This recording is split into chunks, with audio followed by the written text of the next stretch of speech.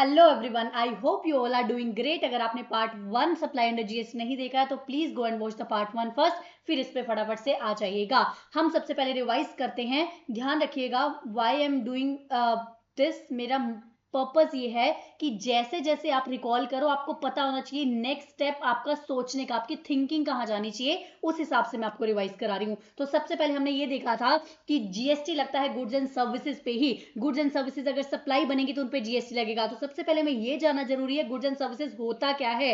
Goods का मतलब था every kind of movable property, लेकिन मनी एंड सिक्योरिटी को एक्सक्लूड कर दिया गया। कुछ चीजों को स्पेसिफिकली एक्सक्लूड करते हैं एंड कुछ चीजों को स्पेसिफिकली इंक्लूड करते हैं। इंक्लूड किया गया गुड्स में एक्शनेबल क्लेम को। एक्शनेबल क्लेम सुनते ही आपके माइंड में आना चाहिए अरे एक्शनेबल क्लेम गुड्स है, ओके, लेकिन शेड्यूल 3 में भी कुछ तो बात होती है एक्शनेबल क्लेम की। शेड्यूल 3 आगे जाके बात करेगा नेगेटिव लिस्ट के बारे में, मतलब वो गुड्स एंड सर्विसेज, वो ट्रांजैक्शन जो भले ही गुड्स एंड सर्विसेज का पार्ट तो है बट स्टिल उनको सप्लाई नहीं माना जाएगा। तो एक्शनेबल क्लेम को क्या बोला गया, भले ही एक्शनेबल क्लेम गुड्स हैं लेकिन एक्शनेबल क्लेम नेगेटिव लिस्ट में कवर है, मतलब उन पे जीएसटी नहीं आएगा। लेकिन यहां पर कैच क्या है, सारे के सारे एक्शनेबल क्लेम को नेगेटिव लिस्ट में नहीं डाला गया है। नेगेटिव लिस्ट से भी कुछ चीजों को बाहर किया गया है, मतलब कुछ ऐसे एक्शनेबल क्लेम है जिन पे जीएसटी आएगा। पहले होता था लॉटरी, बैटिंग, गैम्बलिंग, उसके बाद लास्ट टाइम में क्या किया गया, casino, horse racing and online money gaming को भी एक्सक्लूजन में डाल दिया गया, मतलब उन पे जीएसटी आने वाला है। उसके बाद ऐड किया गया growing crop, grass and things which are attached to the land and agree to be severed before the supply. Supply करने से पहले काटने को तैयार हो तो वो भी गुड्स में कवर हो जाएगा। गुड्स में कवर होने का मतलब ये नहीं है कि उस पर जीएसटी आएगा। गुड्स में कवर होने का मतलब है कि ये चीज सप्लाई बन सकती है, ठीक है। सेकंड बात आती है सर्विसेज का मतलब क्या था। सर्विसेज का मतलब था anything other than goods excluding the money and security. लेकिन दो चीजों को यहां भी डेफिनेटली ऐड किया गया। First was the use of the money. Money and security भले ही हमारे गुड्स एंड सर्विसेज का पार्ट नहीं है, लेकिन अगर आपको कोई सर्विसेज ऐसी दी जा रही है, आप यूज ऑफ मनी का यूज कर रहे हो, उसके बदले कुछ लेन देन हो रहा है, तो use of the money will also be considered as the services. उसके बाद आता है कन्वर्जन। अगर मनी को एक फॉर्म से दूसरे फॉर्म, एक डिनोमिनेशन से दूसरे डिनोमिनेशन, एक करेंसी से दूसरे करेंसी में कन्वर्ट किया गया है, उसके लिए एक सेपरेट कंसिडरेशन चार्ज किया जा रहा है आपसे, तो वो भी सर्विसेज में कवर होगा। हमने देखा था डीडी बनवा रहे हैं अगर आप, ठीक है, तो उसके लिए आपसे सेपरेट कंसिडरेशन चार्ज किया जाता है, वो सर्विसेज का पार्ट होगा। तो ये थी गुड्स एंड सर्विसेज की डेफिनेशन। फिर हमने देखा कि जीएसटी लगाने के लिए गुड्स एंड सर्विसेज को सप्लाई भी बनाना है। सप्लाई बात करता है सेक्शन नंबर 7 के बारे में। सेक्शन 7 बात करता है सप्लाई के बारे में, जिसमें हमने सबसे पहले देखा था, सिंपल सी बात है, सप्लाई कब बनेगा। 7(1) सप्लाई क्या बोलता है, सबसे पहली बात, आपने गुड्स को किसी भी फॉर्म में किया हो, किसी भी फॉर्म में सप्लाई किया हो, sale, transfer, barter, exchange, lease, licence, rental, disposal, नाम आपने कुछ भी किया हो, आपने सप्लाई किया होना चाहिए, कंसिडरेशन होना चाहिए, plus in the furtherance of business होना चाहिए। अगर ये तीन चीजें हैं तो ये सप्लाई बन जाएंगी। ये तीन चीजें हैं तो सप्लाई बन जाएंगी। आई हैव नॉट सेड कि दिस इज अ टैक्स लगेगा नहीं लगेगा, वो हम बाद में देखेंगे कि वो टैक्सेबल सप्लाई, एग्जाम सप्लाई है। सबसे पहली बात है वो सप्लाई के क्राइटेरिया में पास हो जाएंगे कि ये चीज सप्लाई बन जाएगी, इस पे जीएसटी लग सकता है। नंबर 2 हमने देखा 7(1) वो बोलता था कोई भी एक्टिविटी या ट्रांजैक्शन हुई है between a person other than individual, like AOP, BOI वगैरह ने अपने मेंबर्स को कुछ दिया है, चाहे वो कैश देके, डेफर्ड पेमेंट के बदले या कोई भी कंसिडरेशन के बदले दिया है, तो वो भी सप्लाई में कवर हो जाएगा। फिर हमने देखा था इंपोर्ट ऑफ द सर्विसेज। फिर हमने क्या देखा था, इंपोर्ट ऑफ द सर्विसेज। हमने देखा था इंपोर्ट ऑफ द सर्विसेज अगर फॉर अ कंसिडरेशन है, सर्विसेज को इंपोर्ट किया गया, गुड्स को इंपोर्ट यहाँ पे क्यों नहीं आता, गुड्स का इंपोर्ट क्यों नहीं आता, क्योंकि गुड्स का इंपोर्ट तो कस्टम में कवर होता है। अगर सर्विसेज का इंपोर्ट किया गया फॉर अ कंसिडरेशन, चाहे वो बिजनेस के लिए हो चाहे वो नॉन बिजनेस के लिए हो, दोनों में से कोई भी हो, वो सप्लाई तो 7(1) में बन जाएगा, वो सप्लाई तो बन जाएगा। बट ध्यान रखिएगा, मैंने बोला है कि सप्लाई बनेगा। Taxable supply, non taxable supply, या सॉरी एग्जाम सप्लाई की बात नहीं हो रही है यहाँ पे, बात हो रही है सप्लाई तो बनेगा, चाहे आपने क्या किया है, चाहे आपने फर्दरेंस ऑफ बिजनेस में किया है, चाहे non in the furtherance of business में किया है, सप्लाई तो बनेगा। लेकिन आगे फर्दर क्या किया गया, not in the furtherance of business है तो उसको एग्जाम्प्ट कर दिया गया, अगर इन the course of furtherance of business है तो वो क्या है, टैक्सेबल सप्लाई है। तो आपको बहुत कॉशियसली पढ़ना पड़ेगा, सिर्फ सप्लाई पूछा है या टैक्सेबल या एग्जाम सप्लाई की बात की जा रही है। सप्लाई तो दोनों ही है बट टैक्सेबल एग्जाम के केस में आपको ध्यान से पढ़ना पड़ेगा। एक चीज हमने देखी थी, एक चीज हमने नई चीज सीखी थी कि online money gaming, online money gaming जो था वो एक्शनेबल क्लेम था। एक्शनेबल क्लेम क्या है, गुड्स का पार्ट है, तो कायदे से तो उस पर भी कस्टम लगने चाहिए। ऑनलाइन मनी गेमिंग भी गुड्स का पार्ट है क्योंकि वो एक्शनेबल क्लेम है, उस पर भी कस्टम लगना चाहिए, लेकिन क्या बोला गया, भले ही जो ऑनलाइन मनी गेमिंग का अगर आप इंपोर्ट करो, लाइक आप बाहर से ऑनलाइन मनी गेमिंग आप बाहर से इंपोर्ट करो उसकी सर्विसेज को, तो भले ही वो गुड्स का पार्ट है, लेकिन वो जीएसटी में गवर्न होगा, वो कस्टम में गवर्न नहीं होगा। ऑब्वियस सी बात है, क्योंकि वो ऑब्वियस सी बात है, कस्टम स्टेशन से रूट होके नहीं आने वाला है, वो डायरेक्ट ऑनलाइन आने वाला है आपके पास, है ना। तो सिंपल सी बात है, उसको क्या बोला गया, ऑनलाइन मनी गेमिंग जो आप इंपोर्ट कर रहे हो वो कस्टम से ही गवर्न होगा, सॉरी कस्टम से गवर्न नहीं होगा, वो जीएसटी से ही गवर्न होने वाला है। यहां तक हमने देखा था। उसके बाद हमने देखा था कुछ सर्कुलर्स। सबसे पहले हमने कंसिडरेशन में देखा था, कंसिडरेशन में हमने क्या देखा था कि पेमेंट मनी में भी हो सकता है, अदरवाइज भी हो सकता है। मनी मॉनिटरी वैल्यू, कोई किसी ने कोई एक्ट किया उसके बदले आप उसकी मॉनिटरी वैल्यू ले सकते हो, चाहे वो रिसिपेंट ने दिया हो चाहे वो किसी और ने दिया हो। डिपॉजिट के लिए हमने मेन पॉइंट पढ़ा था कि डिपॉजिट को तभी कंसिडर किया जाएगा अगर वो सप्लाई के टूवर्ड्स सप्लाई के कंसिडरेशन के लिए अप्लाई किया जा रहा है। फिर हमने मेन पार्ट देखा था कि डोनेशन अगर रिसीव किया जा रहा है चैरिटेबल इंस्टीट्यूशन के द्वारा, चैरिटेबल इंस्टीट्यूशन अगर डोनेशन रिसीव कर रहा है और वो उसका कोई ऐसा कॉन्ट्रैक्ट नहीं है कि उसको एग्जिबिट करने का कि उसको बेनिफिट मिले, तो वो कंसिडरेशन नहीं माना जाएगा, तो वो भी सप्लाई का पार्ट नहीं बनेगा। दूसरा हमने देखा था अगर कोई आर्टिस्ट अपनी आर्ट वर्क गैलरी में सेंड कर रहा है टू द एग्जिबिट करने के लिए सेंड कर रहा है, तो सिंपल सी बात है, हम देखेंगे सप्लाई है कि नहीं है। अरे भाई सब कुछ है लेकिन कंसिडरेशन ही नहीं है वहां पर, क्योंकि जब वो पर्सन आर्ट गैलरी में अपनी आर्ट को भेज रहा है तो उसके बदले उसको कोई कंसिडरेशन नहीं मिल रहा है। भले ही वो भेज रहा है, भले ही उसका पर्पस उसको सेल करना है, बिजनेस करना है, लेकिन उसके बदले कोई भी कंसिडरेशन नहीं आ रहा है, क्योंकि जस्ट वो एग्जीबिशन के लिए भेज रहा है। फिर हमने देखा तो no claim bonus is just kind of discount only, जो आपको दिया जा रहा है। वो जो 1000 का नो क्लेम बोनस था, वो ऐसा नहीं हमने कहा कि इंश्योर्ड पर्सन ने इंश्योरेंस कंपनी को सर्विसेज दी ना क्लेम करने के लिए, इसलिए वो इस 1000 का कंसिडरेशन दिया जा रहा है, ऐसा बिल्कुल भी नहीं था। That is just a discount, जो कि वैल्यू ऑफ सप्लाई में से हम आगे जाके देखेंगे कि उसको रिड्यूस कर दिया जाएगा। उसके बाद हमने क्या देखा था, कोस्ट पेट्रोलियम वाला देखा था कि जो कोस्ट पेट्रोलियम है वो कोई कंसिडरेशन नहीं होता। कोस्ट पेट्रोलियम जो भी एक्टिविटी कर रहा है, लाइसेंस लेने वाला कॉन्ट्रैक्टर एक्टिविटी कर रहा है, वो उसके बदले उसका अपना खर्चा निकाल रहा है। जो भी लेफ्ट ओवर प्रॉफिट पेट्रोलियम है वो लाइसेंस की फीस के बदले गवर्नमेंट को दिया जा रहा है, that is exempt from the GST. उसके बाद हमने देखा था लैंडिंग ऑफ सिक्योरिटी, चाहे money and securities is not a part of the GST, लेकिन अगर कोई ऐसी एक्टिविटीज की जा रही हैं जो सिक्योरिटीज को फैसिलिटेट कर रही हैं, लाइक सिक्योरिटी एसटीटी हो गया, पोर्टफोलियो चार्जेस, मेंटेनेंस कमीशन वगैरह, जो कि सिक्योरिटीज की ट्रांजैक्शन को करने में हेल्पफुल है, फैसिलिटेट कर रही हैं, वो तो जो ट्रांजैक्शन होगी वो सर्विसेज का पार्ट बन जाएंगी, वो जीएसटी में जरूर कवर हो जाएंगी। उसके बाद हमने देखा था cash call in the joint venture, अगर कैश कॉल लाइक कैपिटल इकट्ठा कर रहे हैं सभी और फिर मिलकर बिजनेस चला रहे हैं, वो उस पर जीएसटी कवर नहीं होगा। लेकिन अगर कोई स्पेसिफिक पर्सन कोई स्पेसिफिक अपनी कोई मशीनरी वगैरह लेकर आ रहा है जिसको यूज करके बिजनेस चलाया जा रहा है एंड सारे उसका यूज ले रहे हैं, तो वो आगे से जीएसटी के स्कोप में कवर हो जाएगा। कैश कॉल कवर नहीं होगा, because cash call is kind of capital contribution, है ना। लेकिन अगर कोई एक पर्सन स्पेसिफिक सर्विसेज दे रहा है कि मेरे पास ये चीज है, लेट्स डू इट, क्योंकि अगर वो नहीं देता तो हम बाहर से यूज करते तो वहां भी पैसा देना पड़ता, उसका स्कोप देखो, स्कोप वो जीएसटी के स्कोप में कवर हो जाएगा।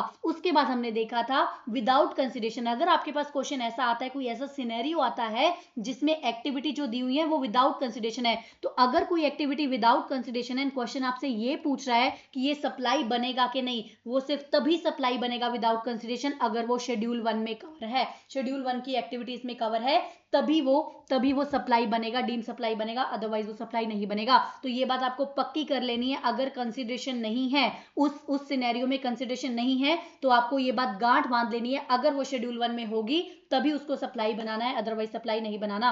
पहला पॉइंट था, अगर कोई पर्सन परमानेंट ट्रांसफर कर रहा है, परमानेंट ट्रांसफर या डिस्पोजल कर रहा है बिजनेस एसेट का परमानेंट ट्रांसफर या डिस्पोजल कर रहा है, जिसपे आपने आईटीसी लिया है, अब आप without consideration free of cost देना चाह रहे हैं, तो गवर्नमेंट आपको ऐसे नहीं जाने देगी। अगर आपने आईटीसी लिया है तो उसका जो आपने सप्लाई किया, चाहे भले ही विदाउट कंसिडरेशन किया हो, तो भी उस पर आपको जीएसटी देना पड़ेगा। लेकिन अगर वो ब्लॉक है या फिर आपने अवेल नहीं किया तो उसको जाने दो। गवर्नमेंट का पर्पस सिर्फ यही है, अगर आपने परचेज पे बेनिफिट लिया है तो आप जब उसको आगे फर्दर डिस्पोज कर रहे हो, सेल कर रहे हो, किसी को दे रहे हो, तो हमें उस पर भी टैक्स चाहिए। नंबर 2, यहां तक हमने कल तक पढ़ लिया था। अब हम आते हैं नंबर 2 बात करता है supply between the related and the distinct person.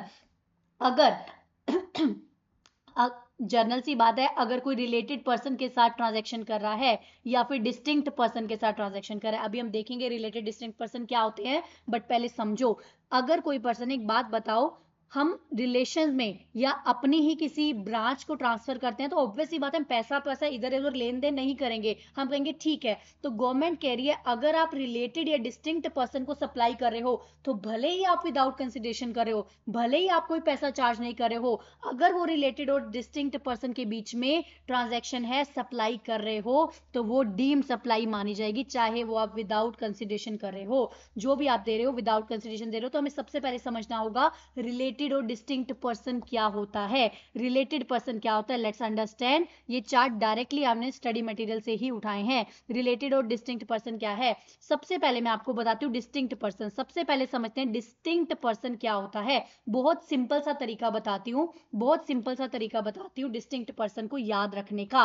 अगर दो ब्रांचेस हैं, अगर दो ब्रांचेस हैं, एक है ए एक है बी, एक है ए एक है बी, दो ब्रांचेस हैं या दो स्टेब्लिशमेंट, आप कुछ भी मानो, अगर वो डिफरेंट स्टेट में है, अगर वो डिफरेंट स्टेट में है, दो स्टेट में है, एक दो अलग अलग स्टेट में है, दो अलग अलग स्टेट में है, तो मान लो ए दिल्ली में रजिस्टर्ड है, हो सकता है बी महाराष्ट्र में हो, ठीक है, हो सकता है बी मध्य प्रदेश में हो बट रजिस्टर्ड ही ना हो। अगर दो अलग अलग स्टेट की बात है तो चाहे दूसरी वाली यूनिट, चाहे दूसरी वाली यूनिट रजिस्टर्ड हो या ना हो, वो हमेशा ही डिस्टिंक्ट पर्सन माने जाएंगे।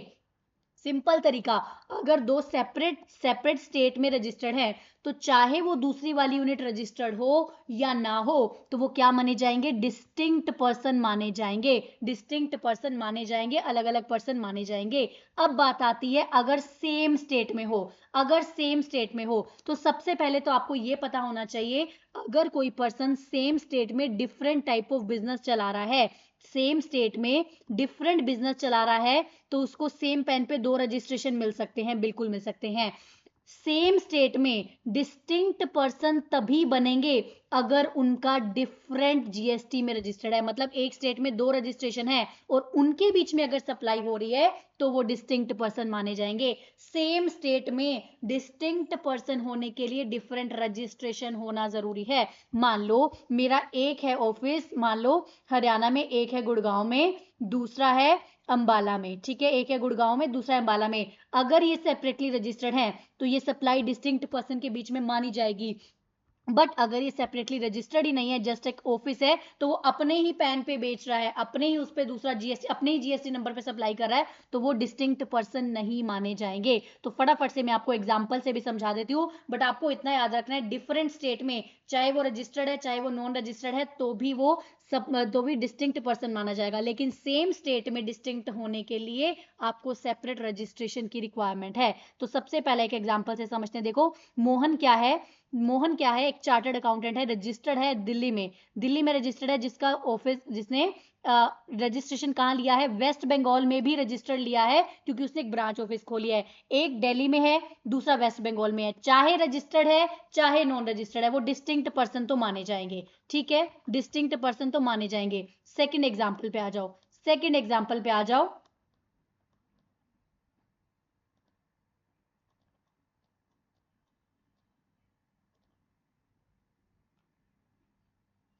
एक पर्सन है ऋषभ एंटरप्राइजेस, जिसका क्या है, एक अपना रेस्टोरेंट है, कहाँ पे, महाराष्ट्र में रेस्टोरेंट है, और उसने क्या करी, एक लीकर शॉप खोली है उत्तराखंड में, उत्तराखंड में उसने लीकर शॉप खोली है। अब एक बात बताओ, लीकर के लिए तो जीएसटी की रिक्वायरमेंट ही नहीं है, लीकर के लिए तो जीएसटी की रिक्वायरमेंट ही नहीं है, वो रजिस्टर्ड ही नहीं होगा जीएसटी में। तो हमने क्या बोला, दूसरी स्टेट में भले वो रजिस्टर्ड हो भले ही वो ना रजिस्टर्ड हो, वो फिर भी स्टेब्लिशमेंट ऑफ डिस्टिंक्ट पर्सन माना जाएगा, फिर भी वो स्टेब्लिशमेंट ऑफ डिस्टिंक्ट पर्सन माना जाएगा, मतलब डिस्टिंक्ट पर्सन ही माना जाएगा। देखो Rishabh enterprises registered supplier owns a restaurant in the Maharashtra, Vihar Maharashtra में है।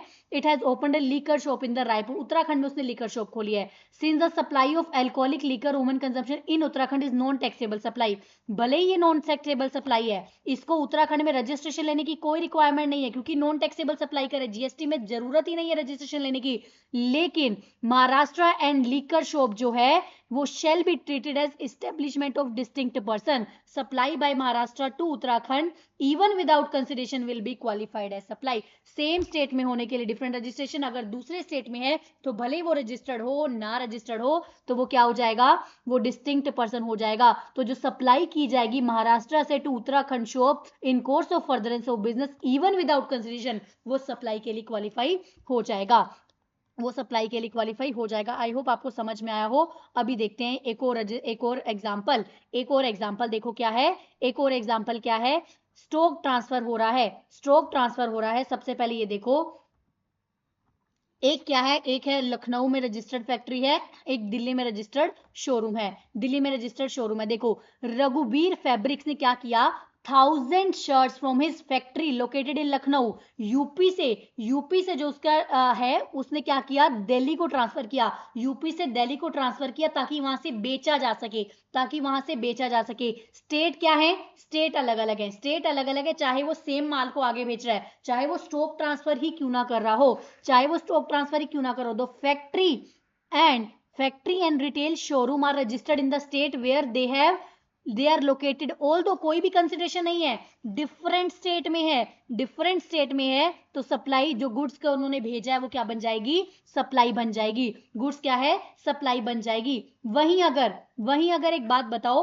वहीं अगर क्या होता, एक लखनऊ में है, दूसरा जो शोरूम है वो कानपुर में होता, मतलब ये भी यूपी में, ये भी यूपी में, ये भी यूपी में और ये भी यूपी में, और ये बोल दिया जाता है कि सिंगल रजिस्ट्रेशन है, सिंगल रजिस्ट्रेशन है. सेम स्टेट में सप्लाई बनाने के लिए, सेम स्टेट में सप्लाई बनाने के लिए डिफरेंट रजिस्ट्रेशन होना जरूरी है. तो यहां पर जो स्टॉक ट्रांसफर होता वो सप्लाई नहीं बनता, क्योंकि वो सेम स्टेट है और सिंगल रजिस्ट्रेशन है. आपको ज्यादा दिमाग नहीं लगाना है, सिर्फ इतना याद रखना, डिफरेंट स्टेट में चाहे सामने वाला अदर मेरा एस्टेब्लिशमेंट रजिस्टर्ड हो या अनरजिस्टर्ड हो, सप्लाई बनेगी विदाउट कंसिडरेशन. लेकिन अगर सेम स्टेट में सप्लाई बनी है, या तो डिफरेंट रजिस्ट्रेशन हो, और अगर सेम रजिस्ट्रेशन में है तो वो स्टॉक ट्रांसफर माना जाएगा, वो सप्लाई नहीं मानी जाएगी, वो सप्लाई नहीं मानी जाएगी सिंगल रजिस्ट्रेशन की वजह से. क्योंकि कोई पर्सन अपने ही आपको सेल नहीं कर सकता, इसका जीएसटी भी सेम है, इसका जीएसटी भी सेम है, तो कोई पर्सन अपने ही आपको सेम अपने आपको सेलिंग नहीं कर सकता.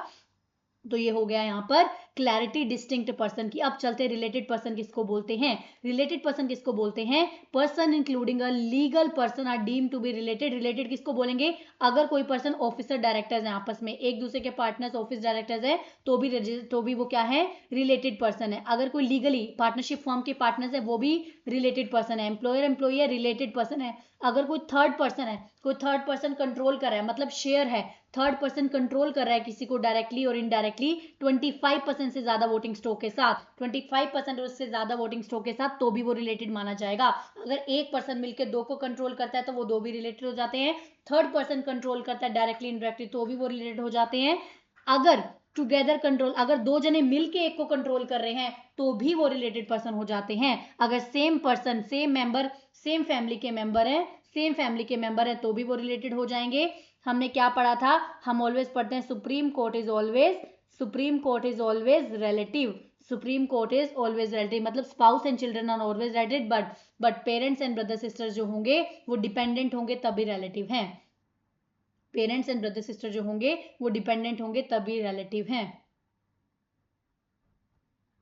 Parents, grand parent, brother sister वो तभी होंगे जब आपका डिपेंडेंट है, वो तभी रिलेटिव है. या फिर सोल एजेंट वगैरह है वो भी आपका रिलेटिव माना जाएगा. Just a minute please.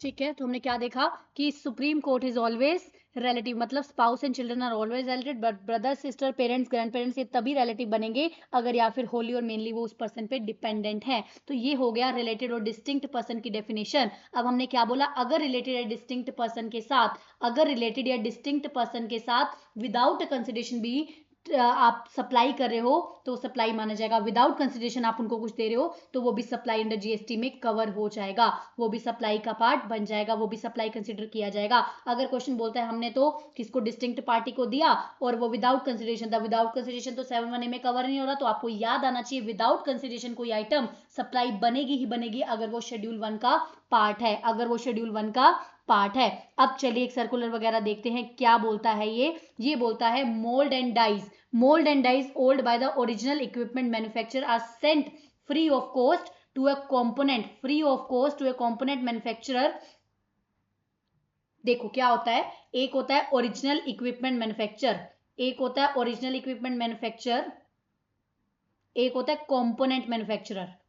एक बंदा है ओरिजिनल इक्विपमेंट मैन्युफैक्चर जो पूरा पूरा पूरा का पूरा प्रोडक्ट बनाता है, एक बंदा होता है जो कंपोनेंट बनाता है बस। लेकिन क्या होता है, जो ओरिजिनल इक्विपमेंट वाला होता है ना, वो अपने जो कंपोनेंट बनाने के लिए उसको मोल्ड एंड डाइस भी देता है। ठीक है, मेरे कंपोनेंट तो बना दो लेकिन मेरे मोल्ड एंड डाइस भी ले लो, मेरे मोल्ड एंड डाइस भी ले लो। भले ही वो जब इसको मोल्ड एंड डाइस भेज रहा है, भले ही वो जो इसको मोल्ड एंड डाइस भेज रहा है वो in the course of furtherance of business है, in the course of furtherance of business है, लेकिन ये फिर भी सप्लाई नहीं बनेगा। क्योंकि वो दोनों के दोनों रिलेटेड पार्टी नहीं है, रिलेटेड पार्टी नहीं है एंड ना ही कंसिडरेशन है। अगर रिलेटेड पार्टी नहीं है तो 7(1) सेटिस्फाई होना चाहिए, अगर रिलेटेड पार्टी नहीं है तो 7(1) सेटिस्फाई होना चाहिए। मोल्ड एंड डाई भेजा इसने मोल्ड एंड डाई भेजा कंपोनेंट वाले को, मोल्ड एंड डाई भेजा कंपोनेंट वाले को, रिलेटेड पार्टी नहीं है क्योंकि रिलेटेड पार्टी की डेफिनेशन में ही कवर नहीं हुआ कहीं भी, तो रिलेटेड पार्टी की डेफिनेशन में कवर नहीं हुआ तो आप रिलेटेड नहीं हो, तो मतलब शेड्यूल 1 के हिसाब से तो आप नहीं देखने वाले हो।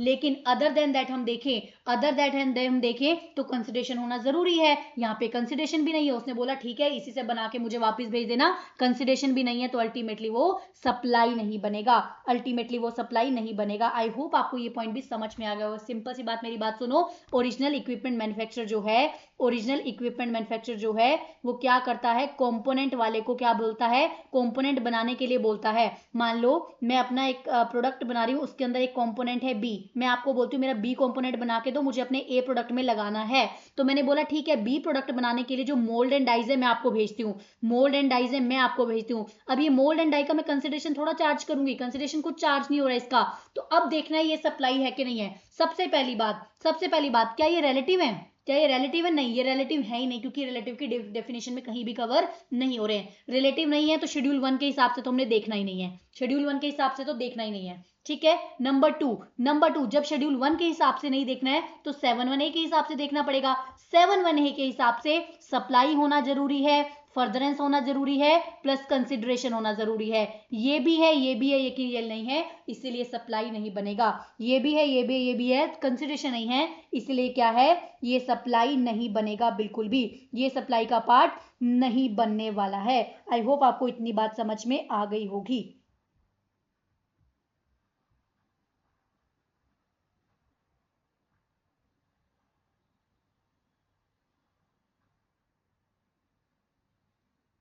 ठीक है, आई होप आपको इतनी बात समझ में आ गई होगी, कुछ भी हम मिस नहीं करेंगे, सब कवर करेंगे। उसके बाद आता है एक आता है, हमने क्या देखा, एम्प्लॉयर एम्प्लॉय भी क्या है, एम्प्लॉयर एम्प्लॉय, ये भी ध्यान से देखना, एम्प्लॉयर और एम्प्लॉय क्या है, रिलेटेड पार्टी होती है। एम्प्लॉयर एंड एम्प्लॉय क्या है, रिलेटेड पार्टी है, सिंपल सी बात है, रिलेटेड पार्टी है। नंबर 1 मैंने आपको क्या बताया, भूल जाओ सब कुछ, मैं सब लिंक कराऊंगी। सिर्फ हमने क्या पढ़ा, एम्प्लॉयर जो एम्प्लॉय है वो क्या है, रिलेटेड पार्टी है। ठीक है, वो रिलेटेड पार्टी है। अब रिलेटेड पार्टी है, जो भी सप्लाई हो रही है वो शेड्यूल 1 में कवर होनी चाहिए। तो एक बात बताओ, सबसे पहले 2 टाइप की चीजें होती हैं। एक तो एम्प्लॉय काम कर रहा है एम्प्लॉयर के लिए, जिसके बदले उसको क्या मिलती है, सैलरी मिलती है, जिसके बदले क्या मिलती है, सैलरी मिलती है। क्या मिलती है, सैलरी मिलती है। सैलरी जिसके बदले मिल रही है वो क्या है, वो इन टर्म्स ऑफ एम्प्लॉयमेंट काम कर रहा है आपके, वो इन टर्म्स ऑफ एम्प्लॉयमेंट काम कर रहा है। और शेड्यूल 3 बात करेगा, सैलरी कवर नहीं होती सप्लाई में, सैलरी वाली ट्रांजैक्शन को सप्लाई में कवर नहीं करेंगे क्योंकि वो इन टर्म्स ऑफ एम्प्लॉयमेंट काम कर रहा है। इतनी बात समझ में आई। नंबर 1 मैंने क्या बताया? नंबर 1 मैंने आपको बताया जो एम्प्लॉयर एंड एम्प्लॉई हैं, एम्प्लॉयर एंड एम्प्लॉई हैं, ये क्या है? ये रिलेटिव है, ये रिलेटिव है, ठीक है। अब कौन कौन सी ट्रांजैक्शन आ सकती है? सबसे पहली ट्रांजैक्शन आ सकती है जो एम्प्लॉई अपने एम्प्लॉयर को सर्विसेज दे रहा है, एम्प्लॉई अपने एम्प्लॉयर को सर्विसेज दे रहा है इन terms of employment contract, in terms of employment, तो वो तो सैलरी होती है, वो तो सैलरी है, वो तो भूल जाओ, वो तो कभी जीएसटी में नहीं आएगी क्योंकि शेड्यूल 3 बोलता है सैलरी। एम्प्लॉय जो एम्प्लॉयर को सर्विसेज दे रहा है अंडर द एम्प्लॉयमेंट कॉन्ट्रैक्ट, तो वो तो शेड्यूल 1 शेड्यूल 3 में कवर हो जाएगी, तो मतलब वो तो सप्लाई का पार्ट नहीं बनेगी। इतनी बात समझ में आई। अब 2-3 चीजें और हो सकती हैं। क्या चीजें हो सकती हैं? क्या चीजें हो सकती हैं? देखो क्या है, पहले इसको पढ़ो। However, since the services provided by employee to employer in the relation of employment, relation of employment में दे रहा है तो वो तो जीएसटी में कवर ही नहीं है, वो तो सीधा सीधा बोल दिया, वो तो सीधा सीधा बोल दिया गया है कि जो भी चीजें अगर under the term of employment है वो जीएसटी का पार्ट ही नहीं है। लेकिन ऐसा भी तो पॉसिबल है, ऐसा भी तो पॉसिबल है ना कि एम्प्लॉयर एम्प्लॉय को कुछ दे रहा है, एम्प्लॉयर एम्प्लॉय को कुछ दे रहा है, वो तो अपना सिंपल बिजनेस कर रहा है, हो सकता है इसको कुछ दे रहा हो, ये सर्विसेज ले रहा हो सकता है इसको कुछ दे रहा हो, सर्विसेज ले रहा हो। तो ये बोला अगर एम्प्लॉयर एम्प्लॉय को गिफ्ट दे रहा है, अगर एम्प्लॉयर एम्प्लॉय को क्या दे रहा है? गिफ्ट दे रहा है, तो 50,000 तक इन 1 फाइनेंशियल ईयर, 50,000 तक इन 1 फाइनेंशियल ईयर पर एम्प्लॉय जो है वो एग्जाम्प्ट है, मतलब वन फाइनेंशियल ईयर में 50,000 तक जो है वो आपको छोड़ देंगे, वो जीएसटी में कवर नहीं होगा, वो जीएसटी में कवर नहीं होगा, ठीक है। 50,000 तक का आप गिफ्ट दे सकते हो, वो भी जीएसटी में हम कवर नहीं करेंगे। लेकिन अगर कोई एम्प्लॉयर एम्प्लॉय को कुछ दे रहा है गिफ्ट जिसकी वैल्यू मोर देन 50,000 है, अब एम्प्लॉयर तो बिजनेस कर रहा है, एम्प्लॉयर एम्प्लॉय को कर रहा है, ये तो इन टर्म्स ऑफ एम्प्लॉयमेंट का कॉन्ट्रैक्ट नहीं है ना, एम्प्लॉयमेंट के कॉन्ट्रैक्ट के बेसिस पे तो जो दिया वो हमने हटा दिया, लेकिन उसके बाद भी एम्प्लॉयर एम्प्लॉय को कुछ दे रहा है, तो हम कहते हैं चलो 50,000 तक आपको गिफ्ट देने होते हैं, अपने एम्प्लॉयज को खुश करना होता है, 50,000 इन ईयर चलेगा। लेकिन अगर आप उससे ज्यादा का कुछ गिफ्ट विफ्ट दे रहे हो, उससे ज्यादा का कुछ गिफ्ट दे रहे हो और आप कह रहे हो कि मैं तो गिफ्ट दे रहा हूं, गिफ्ट का तो कंसिडरेशन चार्ज ही नहीं होता है, भले ही उसका कंसिडरेशन चार्ज नहीं है फिर भी वो जीएसटी में कवर हो जाएगा जब वो फर्दरेंस ऑफ बिजनेस में है, जब वो फर्दरेंस ऑफ बिजनेस में है। फॉर एग्जांपल इसका काम था क्रोकरी, ये बहुत ज्यादा क्रोकरी का बिजनेस है इसका, ठीक है। एम्प्लॉय को लगा कि मुझे तो क्रोकरी बहुत पसंद आ रही है, एम्प्लॉयर ने एम्प्लॉय को बोला ठीक है 40,000 तक की गिफ्ट दे दी, क्रोकरी की दिवाली पे जाने दिया, कोई बात नहीं 50 से नीचे है। अगर जैसे ही in the furtherance of business में इसके पास क्रोकरी है, अगर वो 50,000 से ऊपर की उसने क्रोकरी उसको दे दी, तो वो भले ही 50,000 से ऊपर हुआ, तो वो भले ही वो विदाउट कंसिडरेशन हो, तो पूरा का पूरा अमाउंट जीएसटी में कवर हो जाएगा and subject to GST when made in the course of furtherance of business. मतलब आप छुप छुपा के बिजनेस नहीं कर सकते, आप छुप छुपा के बिजनेस नहीं कर सकते। 50,000 तक हम गिफ्ट के नाम पे मानते हैं कि आप दे रहे हो, बट उसके अलावा अगर आप कुछ दोगे तो उस पर जीएसटी लगेगा। अब ध्यान से पढ़ना, अब हो सकता है परक्विजिट दे रहा है, एम्प्लॉयर एम्प्लॉय को कुछ परक्विजिट दे रहा है, तो क्या बोला गया? हमने ये बोला गया कि एम्प्लॉय अगर एम्प्लॉयर को कोई सर्विसेज दे रहा है एम्प्लॉयमेंट के कॉन्ट्रैक्ट में, मतलब कॉन्ट्रैक्ट में ही ऐसा था मैं आपको ये परक्विजिट दूंगा, मैं आपको हाउस अकोमोडेशन दूंगा, ये दूंगा वो दूंगा, अगर वो कॉन्ट्रैक्ट में है तो सप्लाई जो एम्प्लॉयर कर रहा है एम्प्लॉय को इन टर्म्स ऑफ कॉन्ट्रेक्चुअल एग्रीमेंट, वो एग्रीमेंट हो चुका है एम्प्लॉयमेंट के कॉन्ट्रैक्ट में, आपके ऑफर लेटर में ही ये सब लिखा गया था बिटवीन द एम्प्लॉयर एम्प्लॉय, तो वो जीएसटी नहीं लगेगा। Any perquisite provided by employer to its employee in terms of contractual agreement between employer and employee in lieu of services, तो वो क्या है? वो एम्प्लॉयमेंट में माना जाएगा। मतलब अगर जो इन टर्म्स ऑफ एम्प्लॉयमेंट कुछ दिया जा रहा है, परक्विजिट दिया जा रहा है, बेनिफिट्स दिए जा रहे हैं, हम उन बेनिफिट्स की वैल्यू काउंट नहीं करेंगे क्योंकि वो in terms of contractual agreement है। It follows that perquisite provided by employer to employee in terms of the contractual agreement into the employer and employee will not subject to GST। Simple सी बात, मैं आपको फटाफट से मैं आपको सम कर देती हूँ। अगर एम्प्लॉय एम्प्लॉयर को कोई सर्विसेज दे रहा है, एम्प्लॉय एम्प्लॉयर को कोई सर्विसेज दे रहा है, वो तो सैलरी का पार्ट है ना, वो तो सैलरी वाली चीज है under the contract of employment, तो वो तो सैलरी का पार्ट है, वो छोड़ दो। अगर एम्प्लॉयर एम्प्लॉय को कुछ दे रहा है, अगर 50,000 तक गिफ्ट विफ्ट दे रहा है तो चलेगा, ज्यादा दे रहा है in the course of furtherance of business तो क्या बन जाएगा? तो वो पूरा का पूरा जीएसटी में आ जाएगा। लेकिन अगर वो उसको बेनिफिट्स दे रहा है, अगर एम्प्लॉयर एम्प्लॉय को बेनिफिट्स दे रहा है और वो जो परक्विजिट्स हैं, वो जो पर्क्स हैं, लाइक हाउस रेंट अकोमोडेशन दे दिया, ये दे दिया, वो दे दिया, बहुत कुछ पर्क्स हैं, पर्क्स अगर आपके कॉन्ट्रेक्चुअल अग्रीमेंट में डिसाइडेड है, मतलब एम्प्लॉयमेंट स्टार्ट ही उनके बेसिस पे हुआ है, तो अल्टीमेटली क्या हो जाएगा, अल्टीमेटली उसको भी जीएसटी के दायरे से बाहर रखेंगे, उसको भी जीएसटी के दायरे से बाहर रखेंगे। आई होप आपको समझ में आ गया होगा। थर्ड बात आती है प्रिंसिपल एंड एजेंट। पहला पॉइंट हमने पढ़ा, अगर आप परमानेंट ट्रांसफर करो बिजनेस एसेट को जिसपे आपने आईटीसी लिया है, वो आपका विदाउट कंसिडरेशन भी सप्लाई माना जाएगा। सेकंड हमने पढ़ा रिलेटेड और डिस्टिंक्ट पार्टी। थर्ड है principal and agent. Principal and agent का जो भी ट्रांजैक्शन है वो जीएस सप्लाई कब बनेगा, विदाउट कंसिडरेशन। देखो क्या होता है, सबसे पहली बात होती है, देखो एक हो सकता है बाइंग एजेंट, एक हो सकता है सेलिंग एजेंट, ठीक है। अब एक है पर्सन ए, एक है प्रिंसिपल, एक है एजेंट, एक है बायर। मान लो अब मैं एजेंट हूं, मान लो मैं एजेंट हूं आपकी, हो सकता है मैं आपके बिहाफ पे गुड्स खरीद भी रही हूं, आपके बिहाफ पे गुड्स को सेल भी कर रही हूं। आपने मुझे एजेंट रखा, आपने मुझे बोला तूने मेरे बिहाफ पे गुड्स बेचनी है, मेरे बिहाफ पे गुड्स बेचनी है। अब एक बात बताओ, आप मुझे जब गुड्स भेजोगे तो ऑब्वियस सी बात है आप कंसिडरेशन तो नहीं लोगे, सेल तो नहीं है, कंसिडरेशन तो नहीं लेने वाले आप मुझसे। आप मैं कहूंगी ठीक है भेज दो मैं बेचती हूँ आगे, भेज दो मैं बेचती हूँ आगे। तो यहाँ पे बहुत छोटा सा पॉइंट ध्यान से समझने का है, जब आपने मुझे गुड्स को भेजा तो वो सप्लाई बनेगा कि नहीं बनेगा हमें ये देखना है। जब आपने मुझे गुड्स को भेजा, कंसिडरेशन तो नहीं होने वाला है। आपने जब मुझे गुड्स को भेजा, प्रिंसिपल ने जब एजेंट को गुड्स को भेजा, जब आपने मुझे बोला ठीक है ये गुड्स मैं आपको भेज रहा हूं उसको आगे बेच देना, तो ऑब्वियस सी बात है पैसा तो आपने उससे नहीं लिया होगा, क्योंकि आपका पर्पज है जब गुड्स बिक जाएंगे तो पैसा आ जाएगा। आपने मुझे एजेंट रखा है।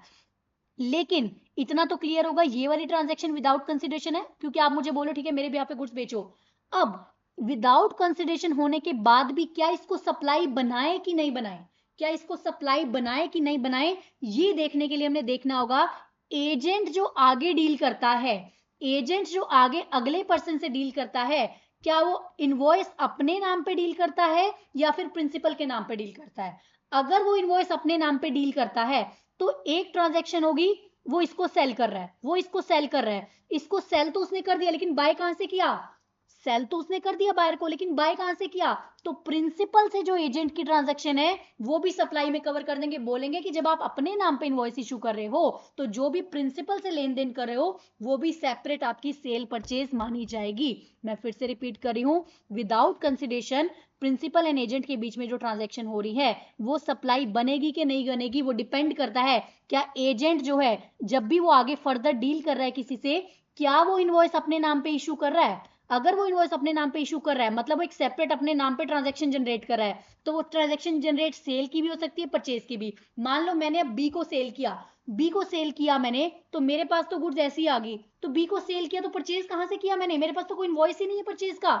तो जो भी प्रिंसिपल ने एजेंट को भेजा वो हम क्या मानेंगे, वो एक सेपरेट सप्लाई मानेंगे, वो इन दोनों के बीच की ट्रांजैक्शन को भी सप्लाई बना दिया जाएगा to make a balance between the sales and purchase.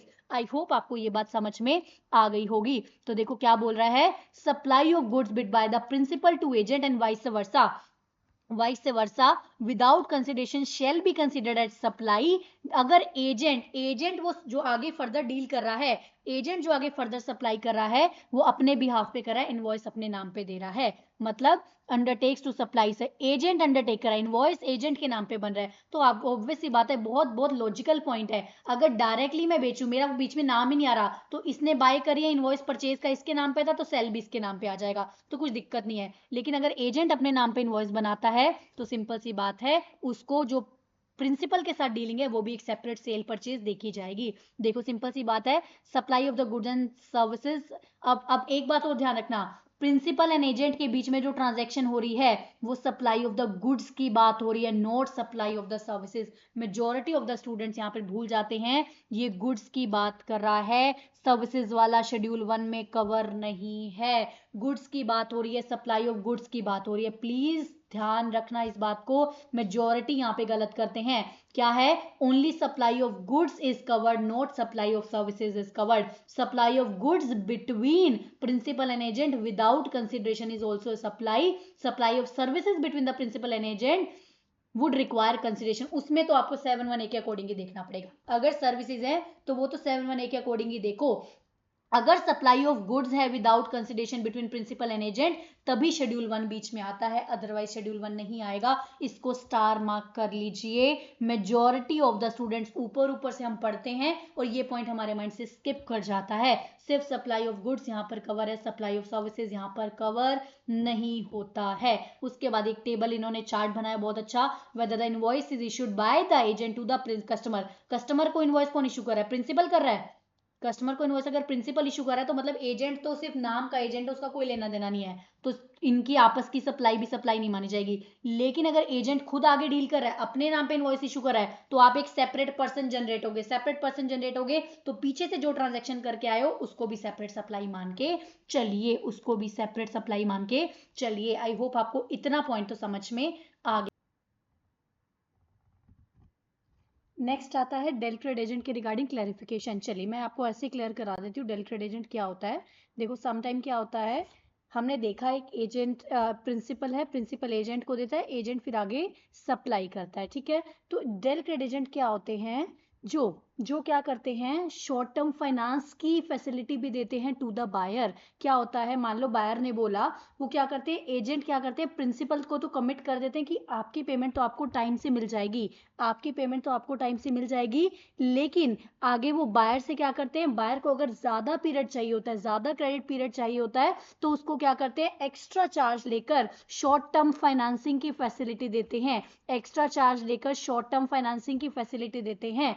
अब इसमें आता है उसके रिगार्डिंग, उस फाइनेंसिंग फैसिलिटी के रिगार्डिंग जो इंटरेस्ट होता है वो कैसे और किस सप्लाई में जाएगा। इसके लिए भी दो केसेस बनेंगे। नंबर 1, अगर प्रिंसिपल अपने नाम पर इनवॉइस इशू करता है, अगर प्रिंसिपल अपने नाम पर इनवॉइस इशू कर रहा है तो सिंपल सी बात है, एक सप्लाई तो प्रिंसिपल कर रहा है बायर को डायरेक्टली, दूसरा एजेंट जो है वो शॉर्ट टर्म फाइनेंसिंग की एक फैसिलिटी दे रहा है, एक सेपरेट उसको सप्लाई कर रहा है जो कि फाइनेंसिंग की सप्लाई है, जिसपे इंटरेस्ट जो होता है वो एग्जम्प्ट होता है। जो फाइनेंसिंग पे इंटरेस्ट होता है, जो भी हम लोन डिपॉजिट किसी को देते हैं उसके ऊपर जो इंटरेस्ट होता है वो एग्जम्प्ट होता है। तो यहाँ पर जो इंटरेस्ट है वो वैल्यू ऑफ सप्लाई में ऐड नहीं होगा। क्यों? क्योंकि वो जो सप्लाई है, जो गुड्स की सप्लाई है वो डायरेक्ट प्रिंसिपल ने की है टू द बायर। ये एक सेपरेट ट्रांजैक्शन है जिसमें इंटरेस्ट जो है वो एक सेपरेट इंटरेस्ट की जो फैसिलिटी है, जो एक शॉर्ट टर्म फाइनेंसिंग की फैसिलिटी है, उस पे जो इंटरेस्ट आ रहा है वो वैल्यू ऑफ सप्लाई में ऐड नहीं होगा, क्योंकि वो दोनों डिफरेंट है, ये एक सेपरेट एक्टिविटी मानी जाएगी। वहीं अगर एजेंट इनवॉइस इशू करता है, बायर को, और वही शॉर्ट टर्म फाइनेंसिंग फैसिलिटी दे रहा है, भले ही वो इसको टाइम पर पैसा दे रहा है, एजेंट ही इनवॉइस इशू कर रहा है, एजेंट ही इसको शॉर्ट टर्म फाइनेंसिंग फैसिलिटी दे रहा है, और उसके बदले उसको क्या मिलता है, कुछ एक्स्ट्रा इंटरेस्ट, जिसका जो भी इंटरेस्ट पैसा मिल रहा है वो इसको इसमें वैल्यू ऑफ सप्लाई में ऐड करेगा एज पर सेक्शन नंबर 15, जो कि हम वैल्यू ऑफ सप्लाई में पढ़ने वाले हैं। आई होप आपको इतनी बात समझ में आई होगी। कुछ नहीं, सिर्फ इतनी सी बात समझो, डेल क्रेडिट एजेंट क्या करता है, हम कहते हैं ना किसी को, ठीक है अब मेरे लिए मैं क्या करूंगी, प्रिंसिपल को तो टाइम से पैसा दूंगी, मुझे लगता है मेरे पास एक्स्ट्रा पैसा कमाने का चांस है, मैं उसको बोल दूं ठीक है तो पैसा थोड़ी देर में दे देना, एक फाइनेंसिंग फैसिलिटी तुम्हें मैं दे रहा हूँ शॉर्ट टर्म फाइनेंस का, लेकिन उसके बदले मुझे एक्स्ट्रा पैसा चाहिए, what ever name called interest बोल दो, अगर इंटरेस्ट के नाम पर मुझे पैसा चाहिए। तो दो केसेस देखे जाएंगे। अब जो है, एजेंट अपने नाम पर इनवॉइस इशू कर रहा है, मतलब शेड्यूल 1 वाला एजेंट है, तो वो उसकी वैल्यू ऑफ सप्लाई में ऐड कर देगा। अगर शेड्यूल 1 वाला एजेंट नहीं है तो अल्टीमेटली एजेंट ने एक सेपरेट ट्रांजैक्शन दी है जिसके ऊपर इंटरेस्ट क्या होता है, एग्जम्प्ट होता है। यही यहां पर इस क्लैरिफिकेशन में मेंशन किया गया था। उसके बाद थर्ड पॉइंट हमने पढ़ लिया, 3 पॉइंट हमने पढ़ लिए। क्या क्या पढ़ लिए? सबसे पहले परमानेंट डिस्पोजल पढ़ लिया, दूसरा हमने देख लिया था डिस्टिंक्ट और रिलेटेड पार्टी, थर्ड हमने एम्प्लॉयर एम्प्लॉय देखा, फोर्थ आता है import of the services. Import of the services के रिगार्डिंग पीछे एक चार्ट बना हुआ था जो मैंने आपको बोला था हम बाद में देखेंगे, उस चार्ट पर हम वापिस आ जाते हैं। पहले हमने जो देखा था इंपोर्ट ऑफ द सर्विसेज वो विद कंसिडरेशन देखा था।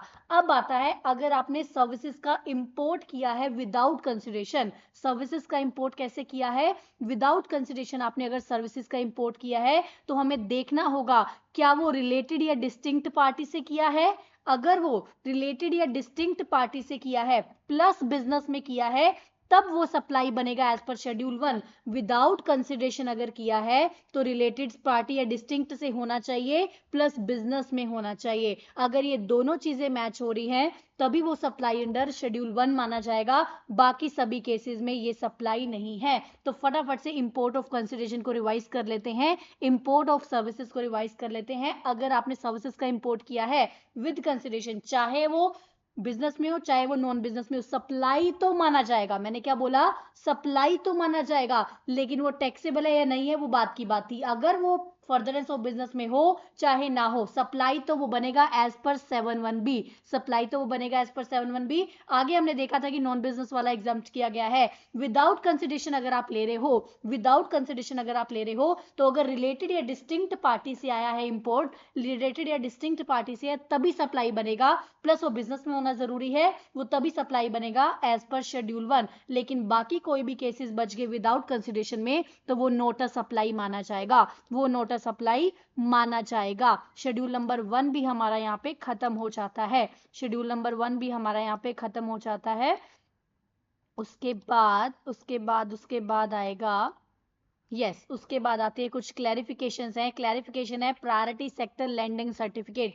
प्रायोरिटी सेक्टर लैंडिंग सर्टिफिकेट क्या होती है? बहुत सारे बैंक्स होते हैं मान लो जिनको रूरल एरिया में जो लोन वगैरह देने का है वो टारगेट मिलता है, वो टारगेट कंप्लीट करना होता है। मान लो एक बैंक ने अपना 100 लाख का टारगेट था बट उसने 120 लाख का लोन दे दिया, दूसरा 90 लाख पे रह गया, ये शॉर्ट रह गया, तो ये क्या करेगा एक दूसरे को एक्सटेंड कर देते हैं। जो भी सर्टिफिकेट्स होते हैं उनका टारगेट पूरा करने के लिए एक दूसरे को सर्टिफिकेट एक्सटेंड कर देते हैं, लोग सर्टिफिकेट देते हैं। तो जो प्रायोरिटी सेक्टर लैंडिंग सर्टिफिकेट है, सी अगर बी से सर्टिफिकेट लेगा तो वो गुड्स माना जाएगा, नोट अ सिक्योरिटी। वो गुड्स की डेफिनेशन में माना जाएगा, नोट अ सिक्योरिटी माना जाएगा। तो उसके बाद आता है free samples and gift. Free sample and gift की बहुत सिंपल सी कहानी है।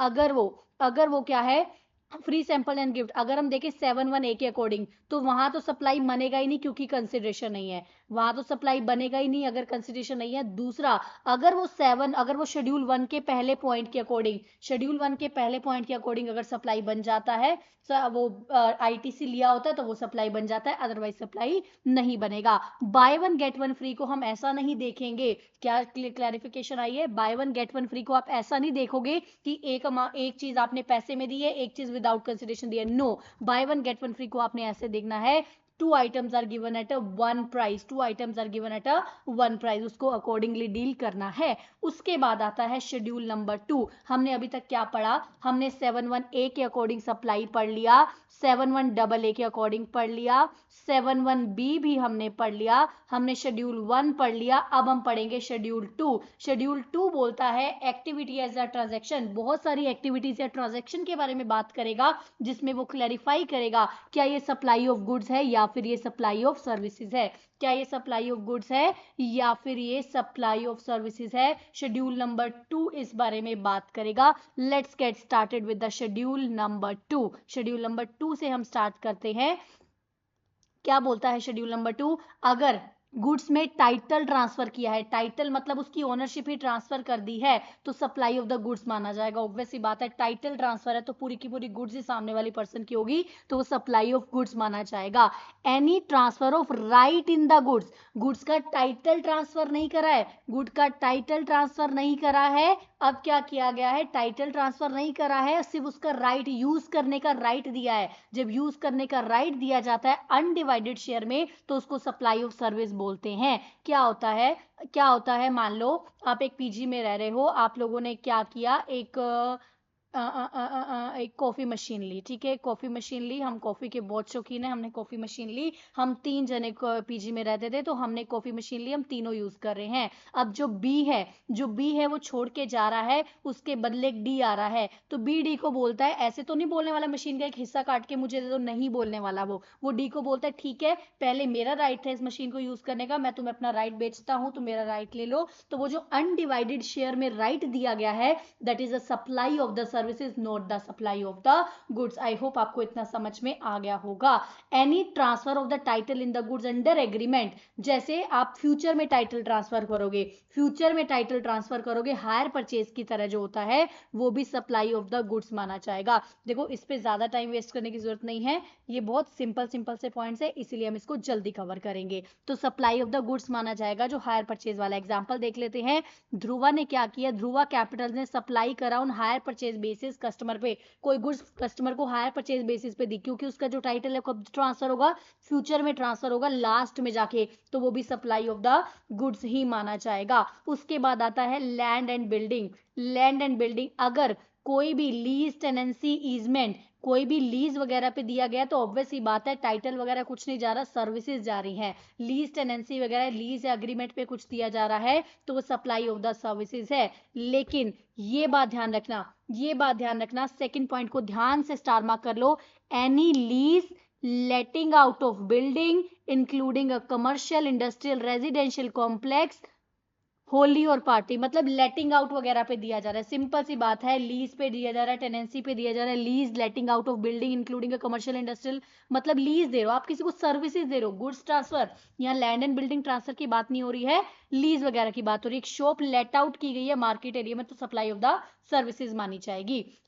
उसके बाद एनी ट्रीटमेंट और process on another good, job work का जो काम होता है, अगर कोई बंदा किसी की गुड्स पे काम करके वापस गुड्स लौटा रहा है, आपने मुझे गुड्स दिया, आपने मुझे बोला कुछ इस पे वर्क करके मुझे वापस देना, तो मैं जो वर्क करने का पैसा ले रही हूँ आपको लौटा तो मैं वापस गुड्स रही हूँ, but that is not a supply of the goods. वो क्या है, मैंने कुछ ट्रीटमेंट किया, कुछ प्रोसेस किया ऑफ अनदर गुड्स, किसी अनदर गुड्स पे ट्रीटमेंट किया, प्रोसेस किया, तो वो सप्लाई ऑफ द सर्विसेज माना जाएगा। उसके बाद goods forming part of the business are disposed of by the under the direction of a, under a direction of a carrying on a business no longer part of the business. देखो ऐसी goods थी, आपके पास goods थी, आप उसको dispose कर रहे हो, परमानेंट परमानेंट डिस्पोज कर रहे हो, वो आपके बिजनेस का पार्ट ही नहीं रहेंगी। जब आपके यहाँ से गुड्स चलेगी तो ऑब्वियसली वो सप्लाई ऑफ द गुड्स माना जाएगा, क्योंकि आपके वो बिजनेस का पार्ट ही नहीं रही है गुड्स, वो आपके बिजनेस का गुड्स पार्ट ही नहीं रही है। उसके बाद आ जाइए, goods held for the business are put to private use. आपके पास बिजनेस में गुड्स थी,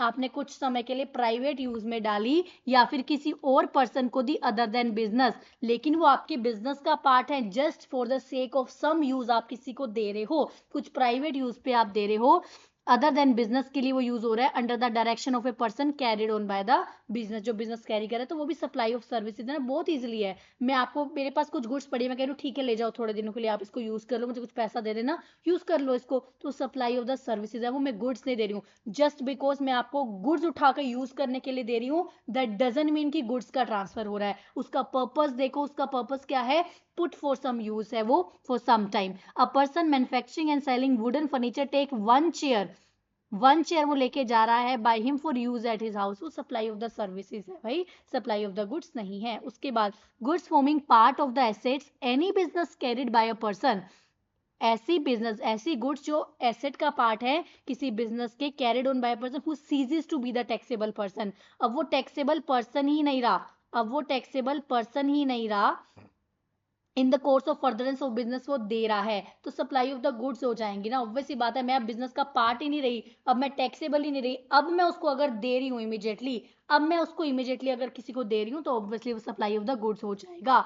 इन the course of furtherance of business immediately before the ceases to be taxable person, मेरे लिए तो वो एज गुड एज सप्लाई होगी। मैं बिजनेस बंद करने वाली हूँ, मैं उठा के किसी को दे रही हूँ, मेरे लिए तो वो एज गुड एज सप्लाई होगी। तो क्या बोल रहा है, shall deem to be the supply by him in the course of business immediately before he ceases to be the taxable person। मेरा बिजनेस बंद होने वाला है, मेरा जीएसटी का नंबर कैंसिल होने वाला है, उससे पहले ही मैं किसी को उठा के दे रही हूँ, तो मेरे लिए तो एज गुड एज वो सप्लाई ऑफ द गुड्स हो जाने वाली है।